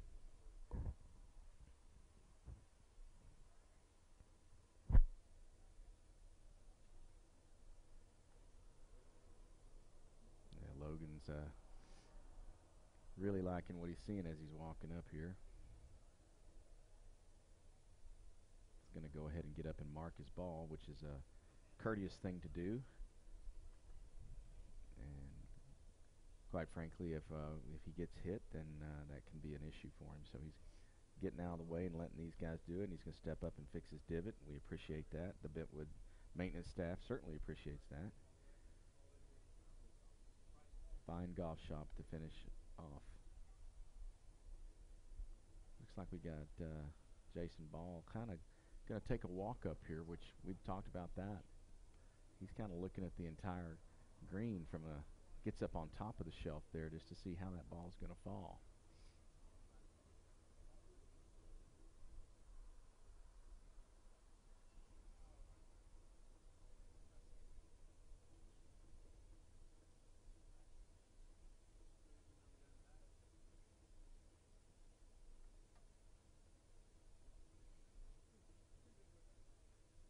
Jason. Kind of played it pretty straight at it. Let's just see how that turns. Not bad. He, he walked up and looked up the edge of that ridge, and I think maybe he was trying to stay a little bit left. And actually, he's talking to his partner. He's like, I was perfect on the distance. Perfect. I mean, he's right in line with the hole. Unfortunately, yeah, he's absolutely pin high. He just was a bit off, but again, that's a very makeable putt from there. So, looks like these guys are really wanting to take their time and figure out how this ball's going to go so they can, birdie must be as important right here on 18.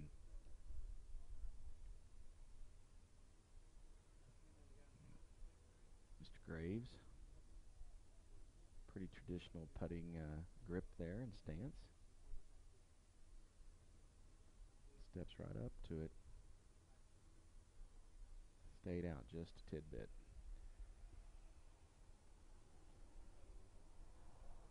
Looks like Will's going to be next to go on the right side of the green.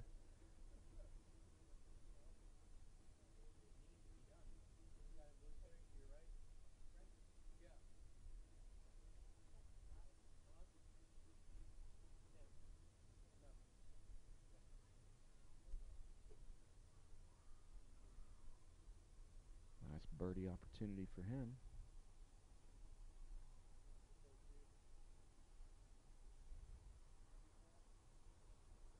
Oh, he was aggressive. He was aggressive there. But, he was.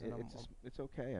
He's got Logan right there in the jaws for a nice, fairly easy birdie putt situation. And right, and that's what I was thinking. Maybe he went ahead and just gave that one a roll, knowing that, hey, my partner has a pretty easy birdie putt here, and even if he misses, he's got par to clean up. Well, again, there's no reason to be short. He's got his partner right in a good spot, and it looks like Logan's going to go ahead and step up and take care of business.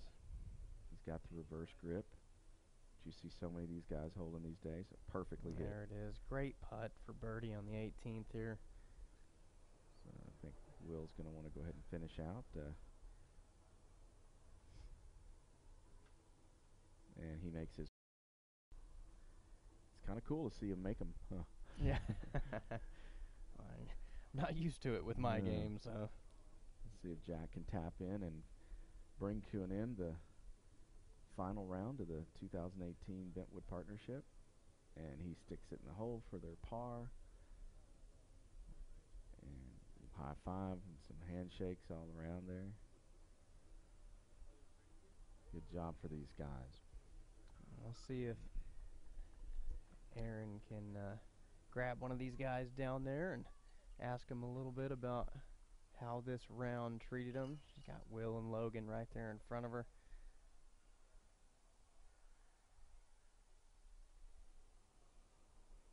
He's saying, no, not me. Go talk to one of those guys. Jason Balls is going to. they're like, no, we don't want to talk to you. They're all trying to duck her over there. You may have to just actually grab one down there, Aaron. And Jack Graves. He's tasking us if he won, but we don't know that yet, do we? We don't have the scores. We don't have the scores yet. But how was today for you? It was rough. I'm not very good. So Jason's really good, and I'm not very good, and he played good enough, I think, for us to win, and I didn't help him much. But other than that, it's a fun day, I guess. And you guys are ending out the tournament for us. So you said how it was fun, but how has the whole experience been? It's fun. You're tall. And it's fun. But yeah, it's been fun. Good tournament. They do a lot of stuff. It's a good tournament. Good tournament. Good. We want to switch sides.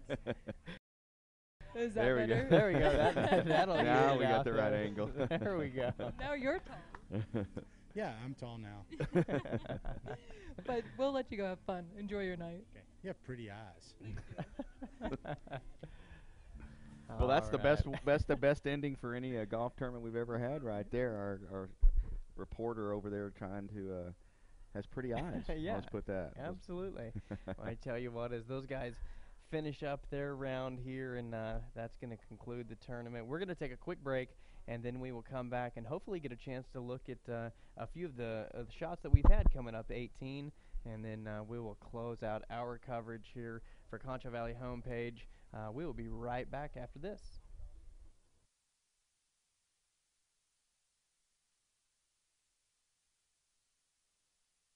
We understand that if you or a loved one needs our help, you want fast and efficient service that you can trust. That's why at Concho Bail Bonds, we are here for you 24 hours a day, 7 days a week, 365 days a year, with easy payment plans, and we accept all major credit cards. Y habla español. At Concho Bail Bonds, it is better to know us and not need us than to need us and not know us. We know Texas weather is different from the rest. That's why you should trust the KSAN-Concho Valley Storm Team. We were born and raised in the great state of Texas, and that makes us better prepared to keep you ahead of the storm. Whether it's winter weather, severe storms, or extreme heat, we know this weather because we've lived this weather. Trust the KSAN-Concho Valley Storm Team to keep you ahead of the storm every day. My father passed his truck down to me. That's the same thing I want to do with you. Thing to watch a child grow up, and especially get behind the wheel. I want to keep, stacking up the memories and the miles and the years. He's going to get mine, but I'm going to get a new one. When it's time for your old Chevy truck to become their new Chevy truck, there's Truck Month. Get 18% of MSRP cash back on all Silverado 1500 Crew Cab LT Texas Edition pickups. That's $9,000 on this Silverado. Plus, during Truck Month, make no monthly payments for 90 days. San Angelo now under a very real threat. Severe thunderstorm warning coming in from the north side. And we are also looking for the potential of hail coming from this storm as well, waiting for confirmation either. We're getting reports of quarter-sized hail and wind gusts up to 80 miles per hour. Right, thanks. 80 mile an hour, quarter-sized hail. All right, guys, we got to cut in immediately. Thanks. Good evening, Concho Valley. Thanks for staying with us. Breaking news, a severe thunderstorm warning has been... I'm Tommy Clark, General Manager of AmeriPride Services. As a native of San Angelo, I appreciate the sense of family that exists here. AmeriPride considers our customers our family. Thank you for choosing AmeriPride Services for your uniform and linen needs. Remain informed on breaking news with the updated Concho Valley Homepage app. Now containing severe weather alerts, push notifications, extended weather forecasts, and more. Download the Concho Valley Homepage mobile app today. Available on iPhone, iPad, and Android. Cake's here. Oh. You know, it doesn't make sense. What we're paying for just satellite TV, I think we could be getting TV and internet from Suddenlink for less. It's just not right. Can I see my cake, please? Switch to Suddenlink and get TV and internet for less. It just makes sense. 733-1324. It's hard work and sacrifice, and never even thinking twice, and it's waving at people you don't know. Cause that's how we're born and how we're raised. The Concho Valley is our place. It's cheering for the blue and the gold. Local is your neighbors, local is your friends, local is the place you've always been. Then I love the way KSAN's local every day. Welcome to Dreamscapes, the Concho Valley's premier outdoor living design center. Choose from a variety of custom outdoor fire pits, pergolas, and other outdoor accessories to help complement your outdoor style. We sit down with you to help design your dream outdoor living space. We offer a wide variety of grills to choose from, including pellet grills, gas, charcoal, and ceramic, along with all the extra amenities to complement that new grill. Visit us today so we can get started on bringing your outdoor living space to reality. Right here at Dreamscapes, located at 3602 South Chadwick. There's the storm. There's the warning. It covers Paint Rock. It covers areas north of Eden. Exactly on the 1-year anniversary. I don't know what the odds are on that. We'll do the calculations later. Power going out again. I don't even know what count that is. Maybe 12 or 13. Now it's 14. 14. Okay.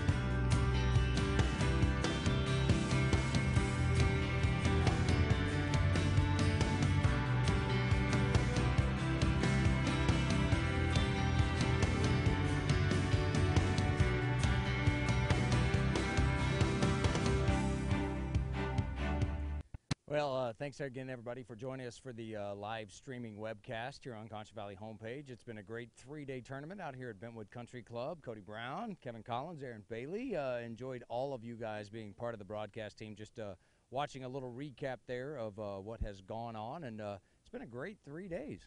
Yeah, it really has. I mean, it's awesome to watch the progression of the players every day that we come out here. And, you know, we saw some phenomenal shots today. We did see a hole in yesterday and a few birdies, but then today they were just bringing it at the end, you know, and to close it out from those distances on day 3. It's pretty exciting. Now, Aaron, for you, this is your first time to be out here for the partnership tournament. Talk about how everything went for you. Do you feel like it was a good time? It was a good time. So I've done a lot of sidelines for baseball, my first time in golf, and a lot of new things, some new lines I've heard, but, you know, overall, a great time. And only, like 7 date opportunities for you? Several guys tried to pick you up there? Some new pickup lines, that's for sure. Yeah. So, Kevin, I mean, it's been another year, partnership, and a good turnout all the way around. Yeah, I mean, it's a labor of love. I mean, we've got all kinds of people behind the scenes that do this, and we've got a committee of members that really help us. And most importantly, we've got a great staff of people that literally have not been home or seen their families in the last 2 or 3 days. So I think, I think it went off well. We had a really good time. The weather was tough for us with 108, and we had water and ice running pretty much the entire time. But what I really liked seeing is as the guys, as Aaron was interviewing the guys as they came off the course, every one of them said they had a great time. And I think that's all that really matters to us, is for everybody to leave with a great positive experience. There's a lot of people that go and work on this event, and they'll start planning for it in another couple of weeks for the next year. I really thought it was awesome how much y'all brought to the table, especially with the replay and the added extras and having the sideline interviews. I think it brought an absolute professionalism that we hadn't had. We're getting better every year. This has really been a lot of fun, and so we really appreciate it.